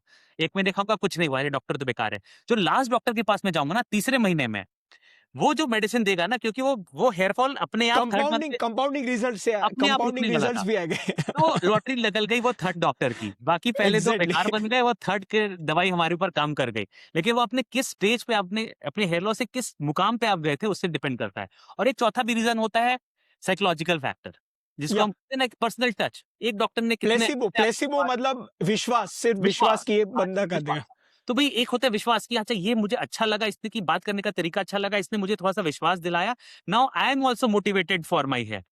तो उससे कोई माने ना माने उसका भी फ़र्क पड़ता है। और कोई भी डॉक्टर पेशेंट रिलेशनशिप में अगर सरेंडर आ गया तो कहते हैं कि मतलब मैं एविडेंस बेस नहीं कह रहा, पर ऐसे कहते हैं कि 50% treatment is done when the patient surrenders to the doctor. Yes, yes. ऐसा कहा जाता है, हाँ, आई हाँ। Don't know the exact thing, वो कहते हैं ना कि एक कहावत है, इसे कहावत तरीके ही आप लेना। अब इंडिया में जैसे कि आपने कहा कि एस्थेटिक काफी अगर एम्फेसिस करें तो उसमें सेलिब्रिटीज सबसे पहले आ जाते हैं, वेदर बी इट बॉलीवुड और बी इट क्रिकेटर्स और बी इट स्पोर्ट्समैन। तो मैं कुछ नाम आपसे कहूंगा, I know you are already working with celebrities, तो आपके पास जितने भी कॉन्फ्लिक्ट ऑफ इंटरेस्ट ना कर पाए उतने आप करिएगा। Just tell us in one line कि क्या हो सकता है इन सेलिब्रिटीज के लिए। So let's start with Bollywood. Salman Khan, क्या लगता है हाँ, आपको? तो मैं बोलूँगा क्योंकि ये तो सारी इन्फॉर्मेशन पब्लिक है, तो और उन्होंने खुद भी एक्सेप्ट किया and he is also open कि he was struggling with hair loss. या तो big time struggling with hair loss, और कई मतलब उनका मैंने एक इंटरव्यू भी देखा था, ही वाज़ रियली ओपन कि हालत खराब हो जाती है देख के, दिमाग खराब हो जाता है हेयर लॉस देख के। So he has gone under multiple steps of hair transplant, ठीक है? हेयरलाइन में फिर थोड़ा-सा डेंसिटी बिल्डिंग।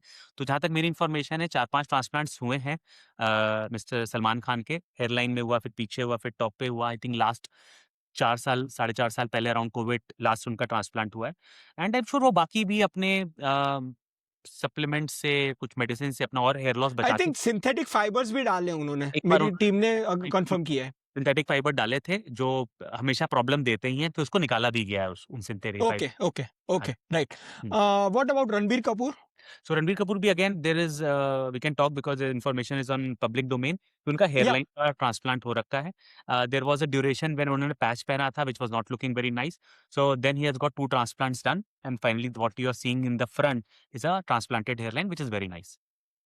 पब्लिक इंफॉर्मेशन कहती है कि उनके डेब्यूट से पहले उन्हें थी, हुँ। मतलब सावरिया से पहले, मतलब there were patches in his super hits like Rockstar and all that. लोगों को ये नहीं पता इसलिए मैं कह रहा हूँ। एंड गिवन रणबीर कपूर मेरा फेवरेट है इसलिए मैं कह रहा हूँ कि Animal baby it was a wig, it हाँ, वाज हाँ। Not his hair. Yeah, and not just hair, even the thigh muscles were prosthesis. Exactly. Yeah, या yeah, मतलब ये कॉस्मेटिक और एस्थेटिक में जिसे पता है उसे ही पता है, लोगों को मतलब वो लगता है कि ये एकदम नेचुरल है। हाँ, सो yeah. राइट नाउ धुरंधर का जमाना है, व्हाट अबाउट रणवीर? मैंने आपको कहा था आगे, आपने कहा था कि जिसके बाल ऊपर ज्यादा होते हैं उसके नीचे नहीं होते। रणवीर रणवीर सिंह का एक काफी एक अलग ही आउटलायर केस स्टडी है जिसके ऊपर नीचे दोनों नेचुरल है, विच आई नो ऑफ। मुझे नहीं पता, प्लीज करेक्ट मी, आपको क्या लगता है? नहीं, नहीं, बिल्कुल नेचुरल हेयर है, बट वो जो लुक आया था ना, वो प्रोस्थेसिस से लुक आया, द लॉन्ग, प्रोस्थेटिक था या? so that was hair extensions which many of us use, women also use, so but natural hair overall. या अभी तक जितने भी उसका जो धुरंधर में भी जो पुराना कट वाला लुक था दैट वाज नेचुरल, मतलब Natural. It was as good as 20 to 30 year old, मतलब जो यंगस्टर कहते हैं। So it is like balding जिन उनके उनके उनके में है ही नहीं, या फिर रिसेसिव Probably and, में and है। taking good care of himself. Yes. या and same again Shahrukh Khan, because there is a lot of controversy on that, क्योंकि Hmm. लोग कहते हैं कि वो विग पहनता है अमिताभ बच्चन जैसे, विच आई विल कवर ऑल्सो, और कुछ लोग कहते हैं कि उनका सारा नेचुरल है, पहले से अभी तक सारे नेचुरल है। What's your take? नहीं, नेचुरल है, कंप्लीटली नेचुरल है। बीच में नेचुरल, ओके। एक जो फोटोज चली थी, देयर ऑल फेक फोटोज जो या हाँ, वो मेकअप वाला जो साइड साइड पोज हाँ, वाला था इसलिए मैंने हाँ, कहा, yeah right. Fake photos, totally natural hair, SRK is and blessed what's, with मैं नेचुरल हेयर। ये दोनों का केस स्टडी अगर आप समझा पाए कि ये बाल्डिंग जीन उनके लिए कैसे होगा, कि मतलब उनके मॉम डैड के अच्छे है जेनेटिक्स होंगे, it is genetic right, it is not epigenetic. हाँ, so that's if somebody does not have the balding gene, अब नो मैटर वो कितना भी सिगरेट पी लें या कितना भी लेट्स से एनाबॉलिक स्टेरॉइड कभी-कभी ले लें, he will not bald because hmm. Hormone असर ही नहीं कर रहा उन बालों पे। अब हम्म। मूँगफली मेरे मुझे मुझे डस्ट की एलर्जी नहीं है, तो मैं कितनी भी डस्टी जगह पे चला जाऊँ मुझे छींक नहीं आएगी। लेकिन अगर आप एग्जैक्टली। थोड़े से डस्ट में चले जाओगे तो आपको छींक आ जाएगी। सो इट या ऑल राइट। इंटरनल। और ऐसा ही अमिताभ बच्चन का, बिकॉज ही वाज, मतलब उसका जो सेकंड वेव था, I think that was hair weak right, correct me if I am wrong, it is not transplant, is hair weak. What about Hrithik Roshan? Hrithik Roshan, Hrithik Roshan, again, there's a strong family history of baldness. So okay. be something. So जहाँ तक मेरी information है, hairline there has been some work done on the hairline. और थोड़ा बहुत makeup भी रहता है, थोड़ा सा प्रोस्थेसिस भी रहता है. There's a thing called hair building fiber जो या हम लोग आगे कवर कर रहे हैं अभी, या हम करते हैं. थोड़ा सा थिनिंग है, हल्का सा पाउडर आपने डाला तो it starts looking full. So makeup मैं मैं ऋतिक रोशन का आपको इसलिए पूछ रहा था, जैसे कि आपने कहा कि राकेश रोशन उनके पापा है और उसके उनके काका जी जो राजेश रोशन है वो दोनों बाल्ड है। हाँ. So how come genetics are strong, जो आपने कहा था आगे कि जेनेटिक्स स्ट्रॉन्ग हो सकते हैं बट इट इज नॉट कहते हैं ना कि नियति ऐसी नहीं है कि अगर आपके मम्मी-पापा या फिर दोनों को साइड अगर बाल्डनेस है then it is not definitive that you will also be bald. तो उसमें क्या जेनेटिक एक्सप्रेशन में होता है, कहाँ होता है ऐसे? जेनेटिक एक्सप्रेशन वेरी करता है। So like okay, my father is bald, like really bald. Okay, I am doing okay, right? Okay. तो ऐसा वही ज़रूरी नहीं है, लेकिन ऋतिक रोशन में and again they have mentioned it in one of the award functions कि भई there is hair loss in the family, but they treat it. Hmm. A little bit of work on the hairline has been done for sure. Right, right. Kapil Sharma के बारे में आप क्या कहना चाहेंगे? क्योंकि उसमें काफ़ी ड्रास्टिक चेंज आया है, क्योंकि जब वो आप ग्रेट इंडियन लाफ्टर का देखते हैं, ही इज़ लाइक जो ग्रेडिंग हम लोग देखें, ही इज़ 4-5 ग्रेड और यस। अभी देखा जाए then he is full of volume. तो क्या ट्रीटमेंट हो सकता है? नहीं, नहीं, वो तो क्लियर है ना, दैट्स अ हेयर पैच। और उसमें भी हेयर पैच, ओके। कि अगर आप कपिल शर्मा शो भी देखोगे, इनिशियल शोज़ में भी मैं देख रहा था, it was a different kind of a hair patch which yeah was styling styling में पता चलता है। अब जो है it's much better, you know, suiting his face so much better. So not yeah. Quality better, nicely fixed hair patch, but that's also hair patch. Hmm, hmm. Hmm. अब ऐसे cricketers की बात करते हैं, व्हाट अबाउट रोहित शर्मा? रोहित शर्मा का भी आजकल कहते हैं कि it is like patch, it is like मतलब कभी दिखते हैं, सुबह दिखते हैं, शाम को नहीं दिखते हैं, ऐसा कुछ। तो वही वही जब होता है ना, और ये एमएसडी के साथ भी ऐसा है कि सुबह या देखा बहुत कम हेयर है, लेकिन शाम को फंक्शन में देखा तो बहुत ज़्यादा हेयर है। तो ये हेयर इवन विराट कोहली के बाद भी इफ वो हेलमेट निकालता है तो मतलब there is a vertex thinning clearly, मतलब कहते हैं ना वो चाँद दिखता है, हाँ, बट वही प्रेज़ेंटेशन में इट इज़ वॉल्यूमस। हाँ, तो ये वही तो मेकअप होता है। सो अब मैं अभी बाल बिखेर दूँ या गीले कर दूँ या खूब तेल लगा लूँ, तो स्कैल्प नज़र आने लगेगा। तो वो जब हेलमेट्स उतारते हैं तो पसीना है, गंदगी है, तो थोड़ा-सा स्कैल्प नज़र आता है यार। Every male above 30 years of age उसको थोड़ा थिनिंग होगा, नो मैटर व्हाट। बट जब हम बाहर जा रहे हैं नहा धो के, ब्लो ड्राई करके, थोड़ा-सा पाउडर डाल के, हेयर को सेट करके, और उनके साथ एक स्टाइलिस्ट की टीम चल रही है before that, so then they are best of look. तो जब सुबह बहुत बाल्ड पैचेस दिख रहे हैं, शाम को या अगले दिन अचानक घने बाल आ गए हैं, there is a famous hair artist जिसके सैलून से निकल के बहुत घने बाल हैं, लेकिन क्रिकेट फील्ड पे बहुत कम बाल हैं। तो ये तो मेकअप होता है, this blow dry hair. Can you explain this? क्योंकि हेयर मेकअप का लोगों को काफ़ी दिलचस्पी होती है, क्योंकि इनका इन्फ्लुएंस इतना ज़्यादा है कि लोग कहते हैं कि मुझे हेयर ट्रांसप्लांट नहीं कराना, मुझे मेडिकल ट्रीटमेंट नहीं चाहिए, मुझे सिर्फ ऐसा दिखना है। Thanks to Kapil Sharma and this cricketers. तो आप प्लीज़ ये हेयर मेकअप का बता दीजिए and how expensive it is? Okay. क्योंकि मेरे कई सारे फ्रेंड्स कह रहे हैं कि इसमें तू ये ज़रूर पूछना, हाँ। क्योंकि हमें ये मतलब कहते हैं ना कि पार्टी में जाना है या फिर कहीं बाहर जाना है सोशल सेटिंग में, तो वहीं हमें सिर्फ देख अच्छा दिखना है, बाकी हम घर में जैसे भी दिखे मुझे भी फ़र्क नहीं पड़ता। अरे, इसके लिए हेयर फाइबर बहुत काम की चीज़ है। पर्टिकुलरली अगर आप बाल्ड नहीं है, आपको थिनिंग है, जैसे या वर्टेक्स पे थिनिंग है या हेयर लाइन पे थिनिंग है, लेकिन बाल हैं, तो एक उसको कहते हैं हेयर बिल्डिंग फाइबर। वो बेसिकली ओके, नैनो पार्टिकल्स होते हैं, नायलॉन फाइबर को बहुत छोटा-छोटा चॉप किया हुआ है, और इलेक्ट्रोस्टैटिकली चार्ज्ड है वो। तो आप जब ओके, स्टिर करते हो तो आपके बालों में चिपक जाता है, और आपका ओके। दिखने लगता है, बालों के स्पेसेस भरने लगता है।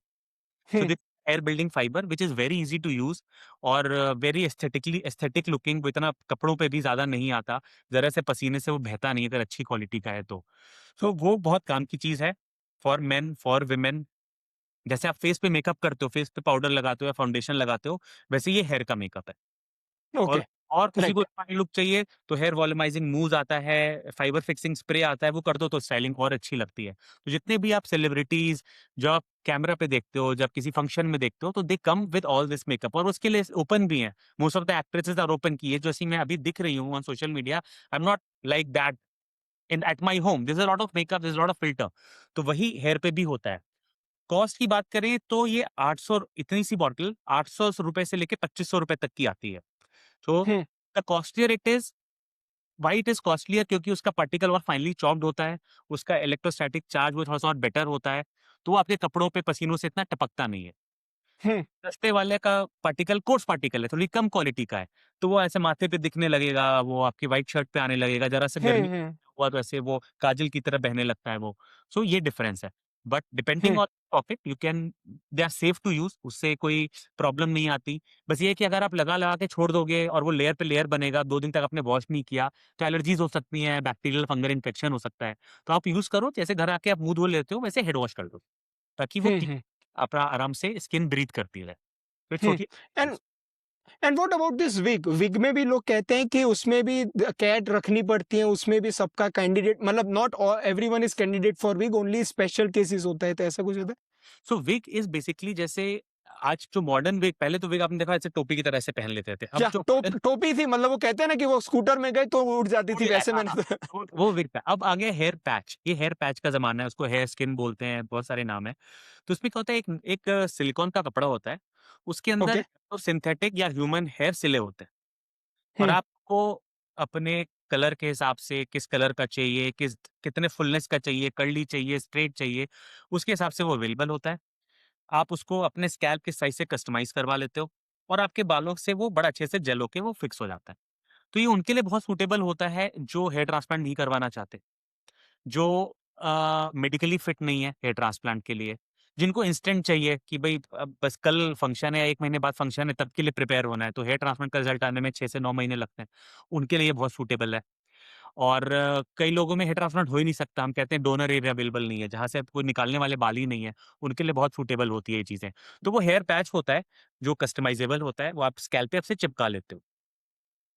ये भी उनमें ही काम करता है जिनमें थोड़े से सराउंडिंग फ्रिंज ऑफ हेयर हो, ताकि वो सीमलेस लगे।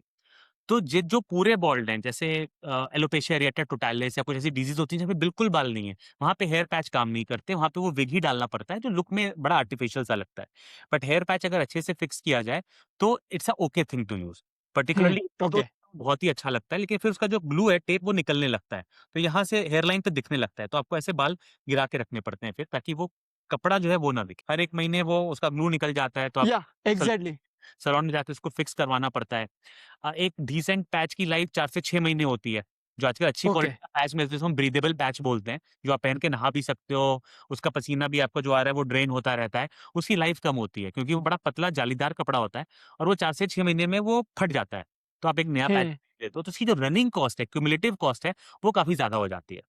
ओके। Okay, right. और इसमें मतलब ऐसा होता है कि आप मतलब स्वेटिंग ज्यादा होगी या फिर स्टर्नस एक्टिविटी, टेनिस खेल लिया, जिम कर लिया, जिसमें प्रेशर बढ़ेगा, then there will be chances of detachment of this patch, ऐसा भी होता है, ध्यान रखना पड़ता है, राइट? वो एक रियलिस्टिक रिस्क होता है and again because of that reason कई लोग जिन्होंने 10 साल पैच यूज़ किया, वो अब हेयर ट्रांसप्लांट पे आ रहे हैं बिकॉज़ एग्जैक्टली आफ्टरवर्ड। कि भई स्विमिंग में जाते हुए डर लगता है कि भई ठीक है 2 दिन पहले फिक्स करवाया था तो ठीक है, लेकिन अगर 15 दिन पहले फिक्स कराया था, ग्लू अब छूट रहा है, कहीं स्विमिंग करते हुए वो निकल ना जाए, तेज़ हवा में निकल ना जाए। एक वीडियो भी वायरल हुआ था कॉन्सर्ट वगैरह में या कहीं आप ऐसे पार्टी में हैं, किसी का हाथ लग के वो निकल ना जाए, will cause a lot of embarrassment. So इस हम्म। ये सारे प्रैक्टिकल इश्यूज़ आते हैं, तो जो मेरे पैच यूज़र पेशेंट्स हैं, उनका रहता है कि यार ये स्पोर्ट्स एक्टिविटी करते हुए, स्विमिंग करते हुए, ये थोड़ा-सा एक हिच रहता है मन में, एक डर बना रहता है। आपने एंड्रू अगासी का केस सुना होगा, राइट? इन 1990s वो पता है ना कि वो इनिशियल में ही was completely bald and he was using this wig. और French Open I think 1990s के अर्ली स्टार्टिंग में थी, जब फाइनल खेली जा रही थी।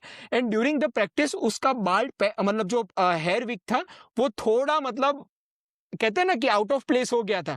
सो ही वाज सो कॉन्शियस कि या उसने स्ट्रेट सेट में अपनी पूरी मैच हार गया, क्योंकि उसे पता था कि भाई ये एक शॉट मारूंगा और गिर ना जाए।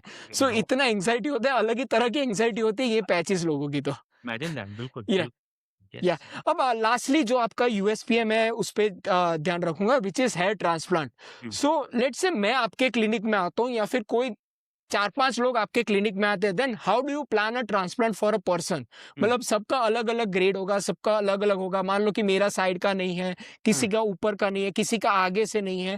Then hmm. How do you plan this hair transplant, और कैंडिडेट पिकिंग आप कैसे करते हो वो आप समझाइए? तो हेयर ट्रांसप्लांट के लिए सबसे पहले तो हमें देखते हैं कि कोई बाल्ड पैच है कि नहीं, ठीक है? ओके। चाहे वो यहाँ हो या हेयरलाइन पीछे चली गई हो, if there is a bald patch जहाँ के 90% हेयर खत्म हो चुके हैं, वो पेशेंट एक सूटेबल कैंडिडेट है। अगर उसको उस पैच पे बाल उगाना है, उसका मन है, तो एक तो कई लोग मुझसे पूछते हैं क्या मुझे ज़रूरत है हेयर ट्रांसप्लांट की? मेरा आंसर है कि कभी ये कॉस्मेटिक सर्जरी की ज़रूरत नहीं होती, किसी को नीड नहीं है, ओके। डिज़ायर है। आप मुझे बताओ आपका ट्रीटमेंट गोल क्या है? क्या आपका हुँ। ट्रीटमेंट अपने एक्जिस्टिंग हेयर को बचाना है? तो आपको ट्रांसप्लांट की ज़रूरत नहीं है, हम मेडिसिन से कर लेंगे। क्या आपका ट्रीटमेंट गोल अपने बाल्ड पैचेज़ पे बाल उगाना है? तो येस आपको हेयर ट्रांसप्लांट की ज़रूरत है, हेयर ट्रांसप्लांट से ही बाल उग सकते हैं और अच्छे से उग जाते हैं। तो सबसे पहले तो पेशेंट सिलेक्शन ये होता है कि क्या उसको ज़रूरत है? क्या उसकी साइकी में ज़रूरत है, उसको बॉदर कर रहा है वो hair loss?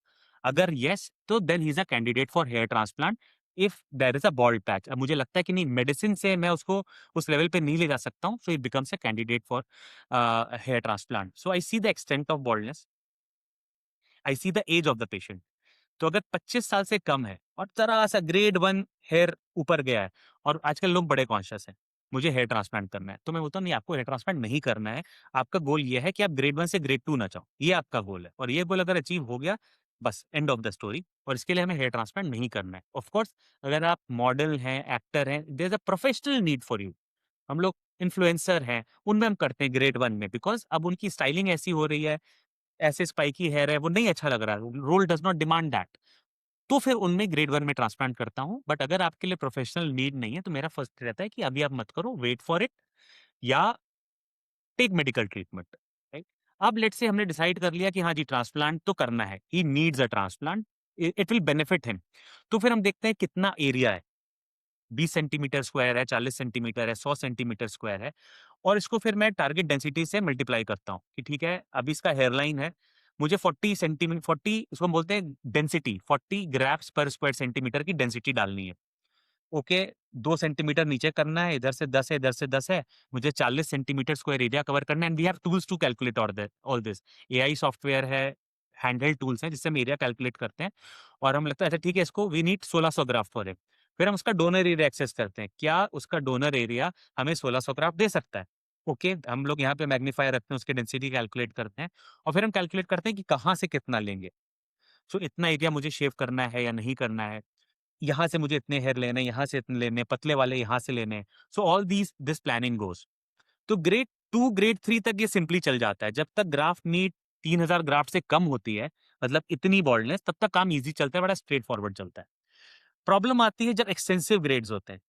Grade 5, grade 6, grade 7, जब इतना बड़ा एरिया बाल्ड है और डोनर कम है, तो फिर हम एक्सेस करते हैं कि नहीं, डेंसिटी कम करके कैसे काम चलाएँ। ठीक है, जहाँ मैं 40 सोच रहा था, क्या मैं इसकी बालों की थिकनेस ऐसी है कि मैं 30 में काम चला लूँ या 25 में काम चला लूँ ग्राफ्ट पर स्क्वायर सेंटीमीटर, ताकि मेरे क्रम ग्राफ में इसका लुक अच्छा आ जाए। हेयरलाइन है बहुत नीचे, जब बिल्कुल यहाँ की हेयरलाइन रखी, उसको थोड़ी-सी ऊपर की हेयरलाइन देनी चाहिए, ताकि बड़ा एरिया कवर हो जाए। ठीक है, इसका स्कैल्प मुझे ज़रूरत है 6000 ग्राफ्ट की, बट इसका स्कैल्प मुझे 3500 4000 ग्राफ्ट दे सकता है। तो मैं इसके बियर्ड और बॉडी के हेयर को एक्सेस करता हूँ कि इनको निकाला जा सकता है कि नहीं निकाला जा सकता। उसकी काउंसलिंग होती है कि ओके, यहाँ से इतने निकालेंगे, यहाँ से इतने निकालेंगे, चेस्ट से इतने निकालेंगे, सो दैट आपको एक कवरेज, ओवरऑल आपको एक कवरेज मिल जाए। तो ये सारी प्लानिंग एक हेयर ट्रांसप्लांट में जाती है, जो हम लोग एआई टूल्स हैं उससे करते हैं, अपने एक्सपीरियंस के बेसिस पे, and then some handheld tool, direct measurement से हम ये सारी प्लानिंग करके पेशेंट के लिए एक पूरा प्लान बनाते हैं कि यहाँ पे इतने हेयर लगाएँगे, यहाँ पे इतने लगाएँगे, यहाँ पे इतने लगाएँगे, बियर्ड के इस जगह लगाएँगे, स्कैल्प के इस जगह लगाएँगे, बॉडी के इस जगह लगाएँगे, सो दैट उसको एक एस्थेटिकली प्लीजिंग लुक आ जाए। क्योंकि हम कोई डायबिटीज़ तो ट्रीट नहीं कर रहे हैं, हम एक ब्यूटी ट्रीटमेंट कर रहे हैं।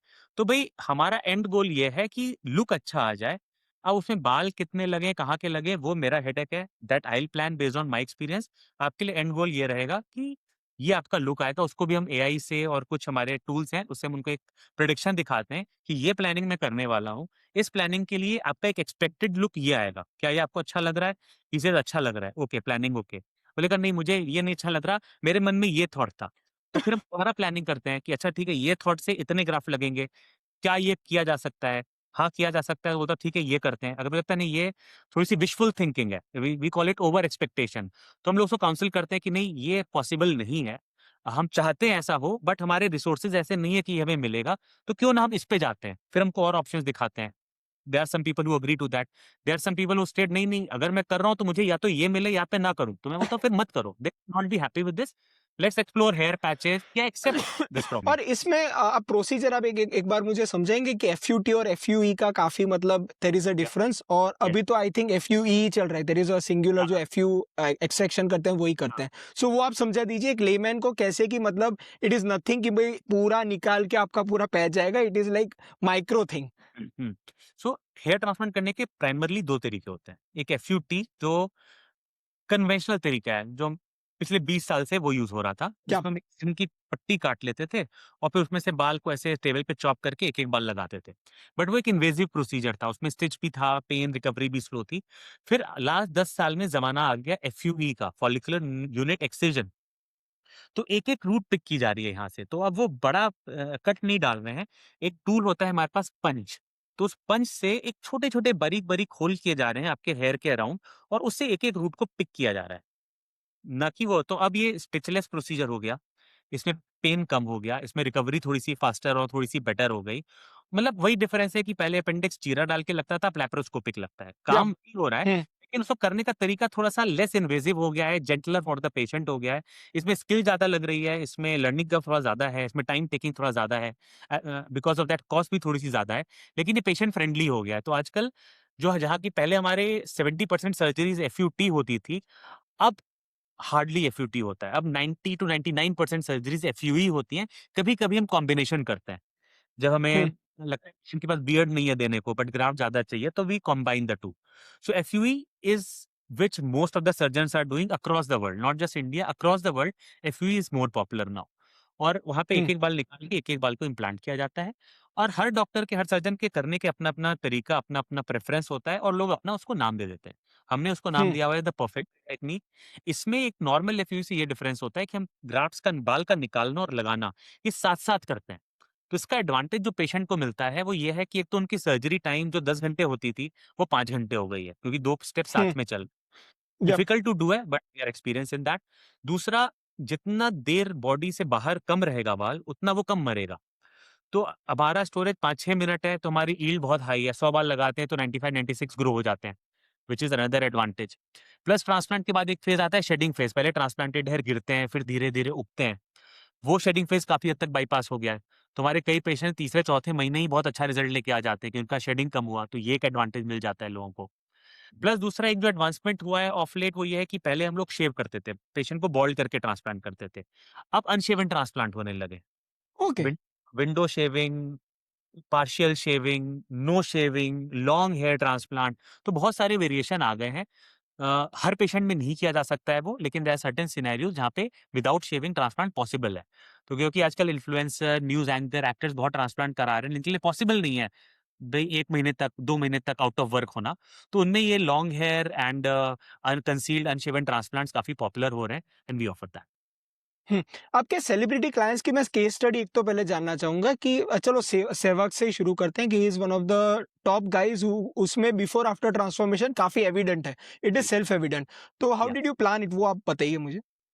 तो उनका था वीरू भाई का transplant was a difficult transplant, क्योंकि उनका डोनर एरिया काफ़ी कम था। He was like what we call grade 7 extensive baldness, okay, less donor area. Difficult transplant था वो, बिकॉज़ बाल भी उनके वीरू भाई के काफ़ी कर्ली हैं।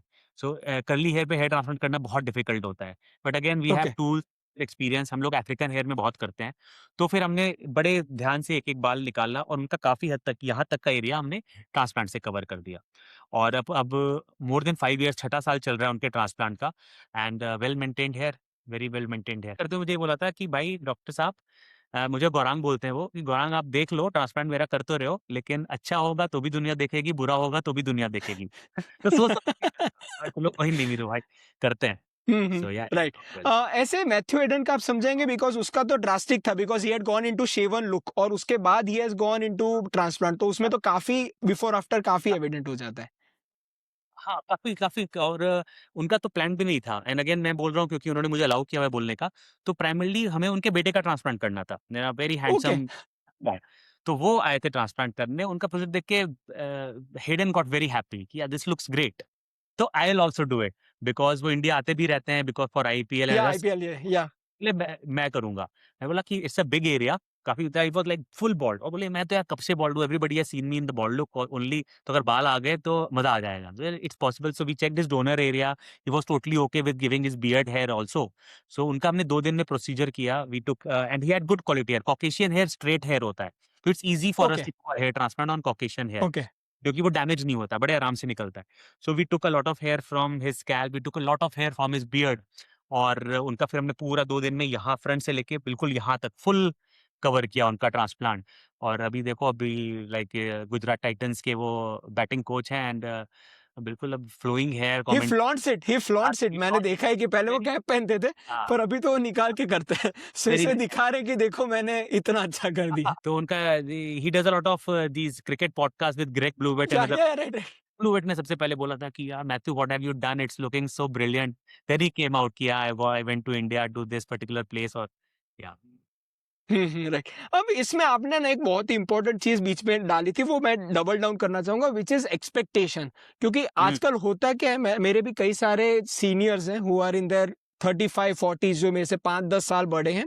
सो वो लोगों का ऐसा एक्सपेक्टेशन होता है कि मैं कॉलेज में जैसा दिखता था वैसा मुझे लाना है अभी। हाँ, सो हाँ। It is like emotional connect कि मतलब हेयर ट्रांसप्लांट जाने से पहले इमोशनली विजन में डाल दिया है कि भाई अगर मैं ट्रांसप्लांट करूंगा तो मैं वापस से फर्स्ट ईयर ऑफ कॉलेज में जैसे बिखरा के जा रहा था वैसे जाऊंगा।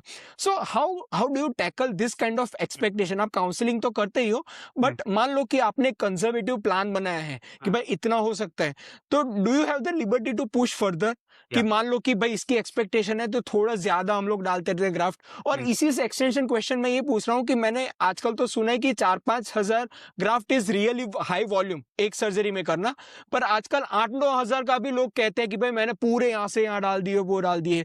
तो फिर और वो भी 3 दिन की वो सर्जरी, मतलब एक दिन में नहीं, हाँ। पहले दिन 3 फिर 3 फिर 3। सो ये सारे expectation and the rise of this aesthetic what you से हेयर ट्रांसप्लांट एक्सपेक्टेशंस, आप क्या कहना चाहेंगे कि क्या-क्या रियलिस्टिक है, क्या-क्या टू स्ट्रेच है? हुँ, हुँ। तो देखो ऐसा है कि मॉडर्न ट्रांसप्लांट में अब हम बहुत ज़्यादा कंज़र्वेटिव होते नहीं हैं, राइट? क्योंकि हमारे पास अब टूल्स हैं, जो हम जिसको हम बोलते हैं ना गीगा सेशन, 6000 7000 ग्राफ निकालने के टूल्स हैं। तो अगर आपका डोनर एरिया है, पीछे बाल हैं, बियर्ड पे बाल हैं, तो हम जा सकते हैं। तो 7 साढ़े 7,000 ग्राफ्ट अब काफ़ी रूटीन रूटीन मतलब कि महीने के हमारे 10-15 ट्रांसप्लांट में ये नंबर टच होता है, जो ओके, कि 2 से ओके। 3 दिन के ट्रांसप्लांट में टच करते हैं। जैसे मैथ्यू डेन की बात की, उन्होंने हमने तकरीबन 6,500 ग्राफ्ट लगाए हैं ओवर 2 डेज़। सो ये अब रियलिस्टिक है with the modern tools that we have, with the expertise and skill set and the experience that we have, अब ये पॉसिबल हो जाता है। कई बार इसके बाद हम अब जैसे मैंने बताया था कि हम लोग एक पिक्चर दिखाते हैं। लेकिन ये भी अगर आप देखो ना, लेट्स से हम 7,000 ग्राफ्ट मान के चलते हैं। 7,000 ग्राफ्ट मीन्स लगभग 14-15,000 बाल। या इस समय मेरे सर पे यहाँ पे कितने बाल हैं? 70-80 हज़ार बाल, या राइट? तो अभी भी ये हाई नंबर ऑफ ग्राफ्ट करके भी जो मेरे कॉलेज में बाल थे, उतने बाल अभी भी नहीं है, उसके नहीं हाफ आएँगे। कम है। तो हेयर ट्रांसप्लांट आपको पेशेंट को समझना है कि ये एक इल्यूजन क्रिएट हो रहा है। हेयर या ट्रांसप्लांट एक हेयर टू हेयर रिप्लेसमेंट नहीं है। ये एक इल्यूजन नहीं है। क्रिएट हो रहा है आपकी बाल्डनेस को कवर करने के लिए, आपको फ्रंट से एक प्लीजिंग लुक देने के लिए। लेकिन अगर आपका गोल है कि मेरे वो बाल उतने घने बाल आ जाएँ, जो मैं ऐसे गीले करके भी बिखेर दूँ, वो हेयर ट्रांसप्लांट से पॉसिबल ही नहीं है। हुँ, इम्पॉसिबल हेयर ट्रांसप्लांट से, तो ये आपको क्लियर कट होना, तो कई पेशेंट बोलते हैं नहीं हमें तो वही चाहिए, तो बोलता है कि फिर हेयर ट्रांसप्लांट नहीं है आपके लिए, आप हेयर पैच वगैरह पे जाओ या या पार्टीज़ वगैरह में आप वही हेयर बिल्डिंग फाइबर डाल के वो लुक आप ले सकते हो। लेकिन आप चाहते हो कि वो गीले बालों में बिखेर के और मेरे एकदम वही हो जाए, तो go for a wig. Hair transplant is not a good option for you. तो वो बड़ा क्लियर कट होता है, लेकिन हाँ, कई बार हम लोग कंजर्वेटिव अप्रोच करते हैं। Let's say if I am treating a 50 year old, तो हम लोग कंजर्वेटिव जाते हैं कि आपकी एज अप्रोप्रिएट, ये नहीं कि यहाँ से हेयरलाइन हो, थोड़ी-सी हाई हेयरलाइन बनाते हैं। पीछे हो या तो ये लोग बोलते हैं नहीं I know I am 50 year old but मेरा मन है कि मैं यहाँ तक लाऊं। So we give in to that because जैसे मैंने कहा था ये हम बीमारी ट्रीट नहीं कर रहे हैं कि जो वर्ड है वो मेरा है। हम एक वैनिटी के लिए हम एक ब्यूटी ट्रीटमेंट कर रहे हैं। तो यहाँ पे पेशेंट के थॉट्स, उसके एस्पिरेशंस, उसकी डिजायर्स को प्रॉपर रिस्पेक्ट दिया जाता है। तो मुझे लगता है कि हाँ, थोड़ा सा पुश करके उसका डोनर एरिया मुझे अलाउ करता है, उसकी मेडिकल फिटनेस अलाउ करती है कि मैं थोड़ा सा और स्ट्रेच करूँ इस सर्जरी को, तो वी डू दैट।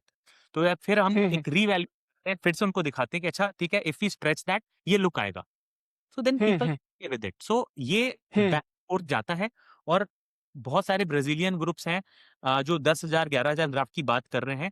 तो कुछ सर्टेन डोनर्स में जब डोनर इतना हो हमारे पास, तो हम 10-11,000 ग्राफ्ट तक जाते हैं। बट एक इंडियन सेटअप में क्योंकि अभी वो इतने बड़े नंबर की एक्सेप्टेंस हमारे पेशेंट्स में नहीं आई है, ये हम एक बार में नहीं जाते।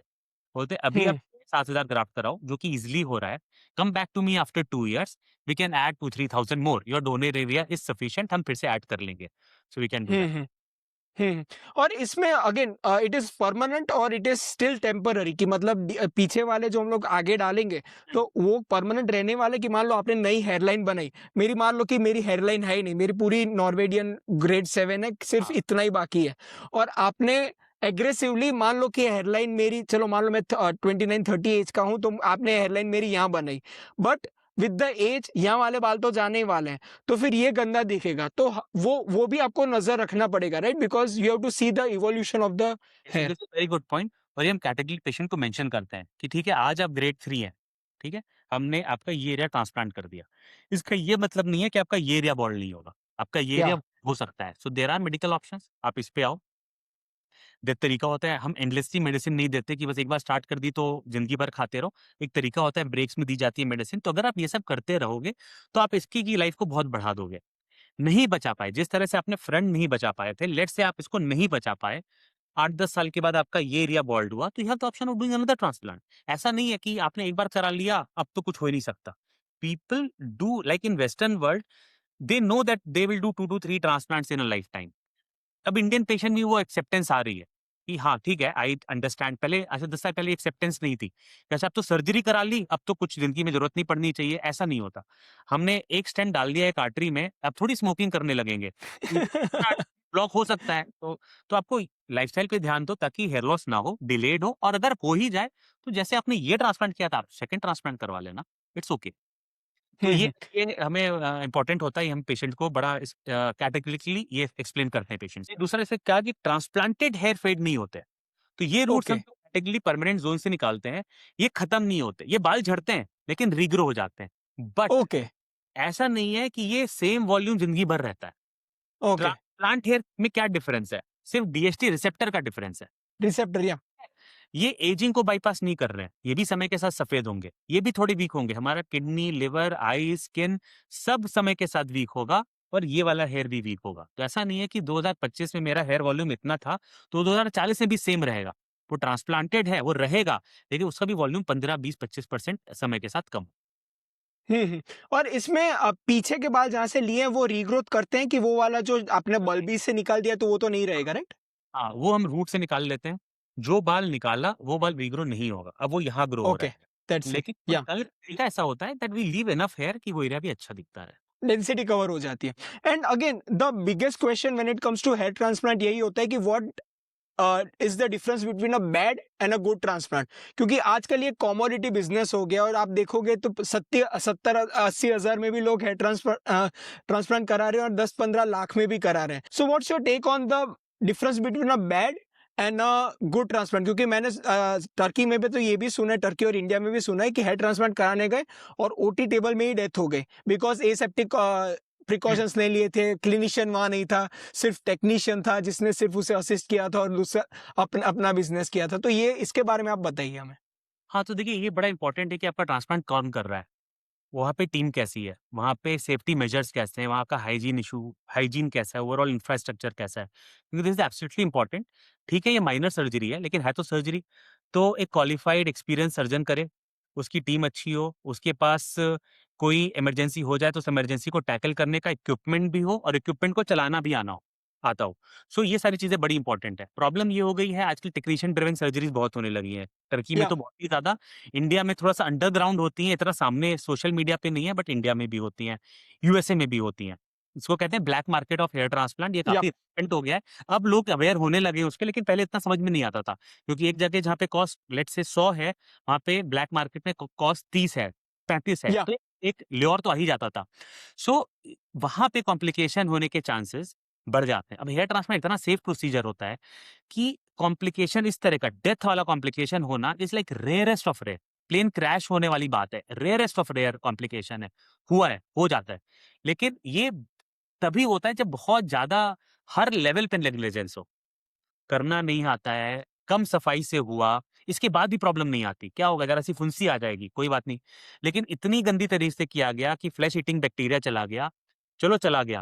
लेकिन उसके बाद आपको पता ही नहीं है कि ये नॉर्मल स्वेलिंग नहीं है, ये तो इन्फेक्शन वाली स्वेलिंग है। This is streptococcal infection. ये आपको पता या ही, बोलोगे नहीं, ये ठीक हो जाएगा, और 2 दिन में वो बॉडी में फैल गया। तो हर स्टेप पे नेग्लिजेंस, और हर स्टेप पे भई अब टेक्नीशियन को क्लू ही नहीं है कि ठीक है, बाल काटना तो आ गया, लेकिन अब वो कट लग गया, उसका ब्लीडिंग कैसे रोकें? ये वेन नहीं, ये आर्टरी थी, एनेस्थीसिया इस जगह नहीं जाना चाहिए था, ये सब नहीं पता, एक्चुअली नहीं पता होता उनको। सो वहाँ पे सारी कॉम्प्लिकेशन आती है और नाम खराब हो जाता है टेक्नीक का। So right, safe procedure it's like driving. हम और ड्राइव करेंगे तो हमें पता है एक्सीडेंट नहीं करेंगे, लेकिन अगर वही अल्कोहल या अंडर इन्फ्लुएंस कर दिया या बच्चे को दे दिया तो एक्सीडेंट हो जाएगा, चांसेस है। तो ये उस तरह का वो है कि it's a safe procedure but has to be done properly. Turkey भी इसीलिए पॉपुलर हुआ क्योंकि एक तो ज्योग्राफिकली ब्लेस्ड, भाई या Asian places but in the European vibes, तो वो वाली या चीज आती है। प्लस वहां पे अमेरिकन के लिए बड़ा सस्ता हो गया, क्योंकि जहाँ पे वहाँ पे $15,000 खर्च रहे हैं, यहाँ पे $2-3,000 खर्च रहे हैं, इंडियन प्राइस खर्च रहे हैं। तो दे वुड से कि अमेरिका क्यों करें, लेट्स गो टू यूरोप के बाकी Dubai and England and in जगहों के लिए वो सस्ता हो गया एंड ज्योग्राफिकली भी इजी हो गया। प्लस वो टेक्नीशियन एक्सेप्टेंस वहाँ पे बहुत ज्यादा थी उस समय। आई शुड नॉट से दिस बट गोरे हैं, अच्छे दिखने वाले टेक्नीशियन है, सो पीपल डोंट माइंड कि ठीक है, let's let's do it. But वहां से कॉम्प्लिकेशन आने लगे। अब टर्किश गवर्नमेंट काफी अलर्ट हो गई है। They have said that no technician driven transplant अब नहीं होंगे, क्योंकि कॉम्प्लिकेशन रेट बहुत ज्यादा ओवर द रूफ हो गए थे।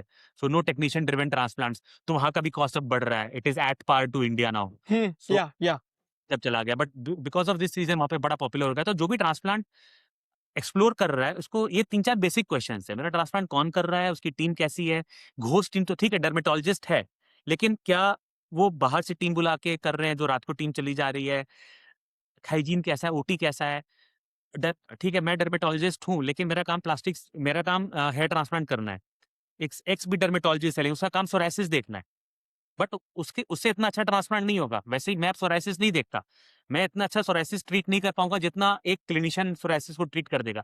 सो it's not just about the degree, it's about the experience and मेरा कोर वर्क क्या है। It's all depends on that.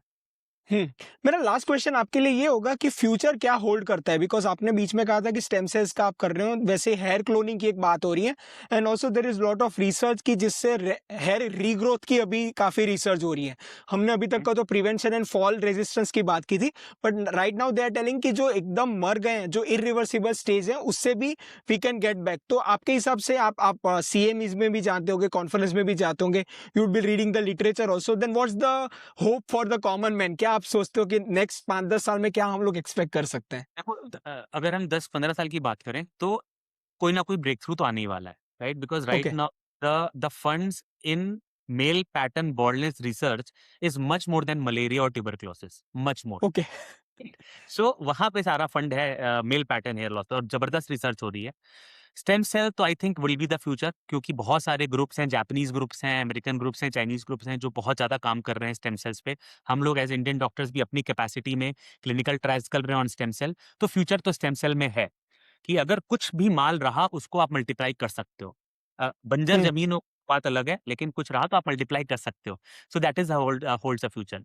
जो अभी हम इंस्टाग्राम पे देखते हैं, या जो ब्रेक थ्रूज भी हो रहे हैं कि अच्छा, यूसीएलए में, जिस अमेरिकन यूनिवर्सिटी के लैब में ये वाली डेवलप हो गई, जो माइस में बाल उगा रही है। अभी सब कुछ माइस माइस माइस रैट मॉडल्स पे सब कुछ चल रहा है। रेप्लीसेल, PP405 और एक या शुगर या जेल, सो मेनी थिंग्स। तो ये जब मिनॉक्सिल जब आया था ना 30 साल पहले, तब भी यही था, बाल उग रहा है, बाल उग रहा है। अभी भी मिनॉक्सिल में अपने यहाँ पे अगर वो लगाऊंगा ना, शुगर जेल या मिनॉक्सिल, तो मेरे इस ऐसे जैसे बाल उग जाएंगे। तो बाल तो उग गए, लेकिन बेसिकली ये बस, इसको हम कहते हैं हाइपरट्रिकोसिस। ये जो या मेरा रोआं था, वो रोआं थोड़ा मोटा रोआं बन गया है। मेरे पाम सोल्स पे भी बाल उगाने का कोई तरीका नहीं है। तो अभी वही चीज चल रही है।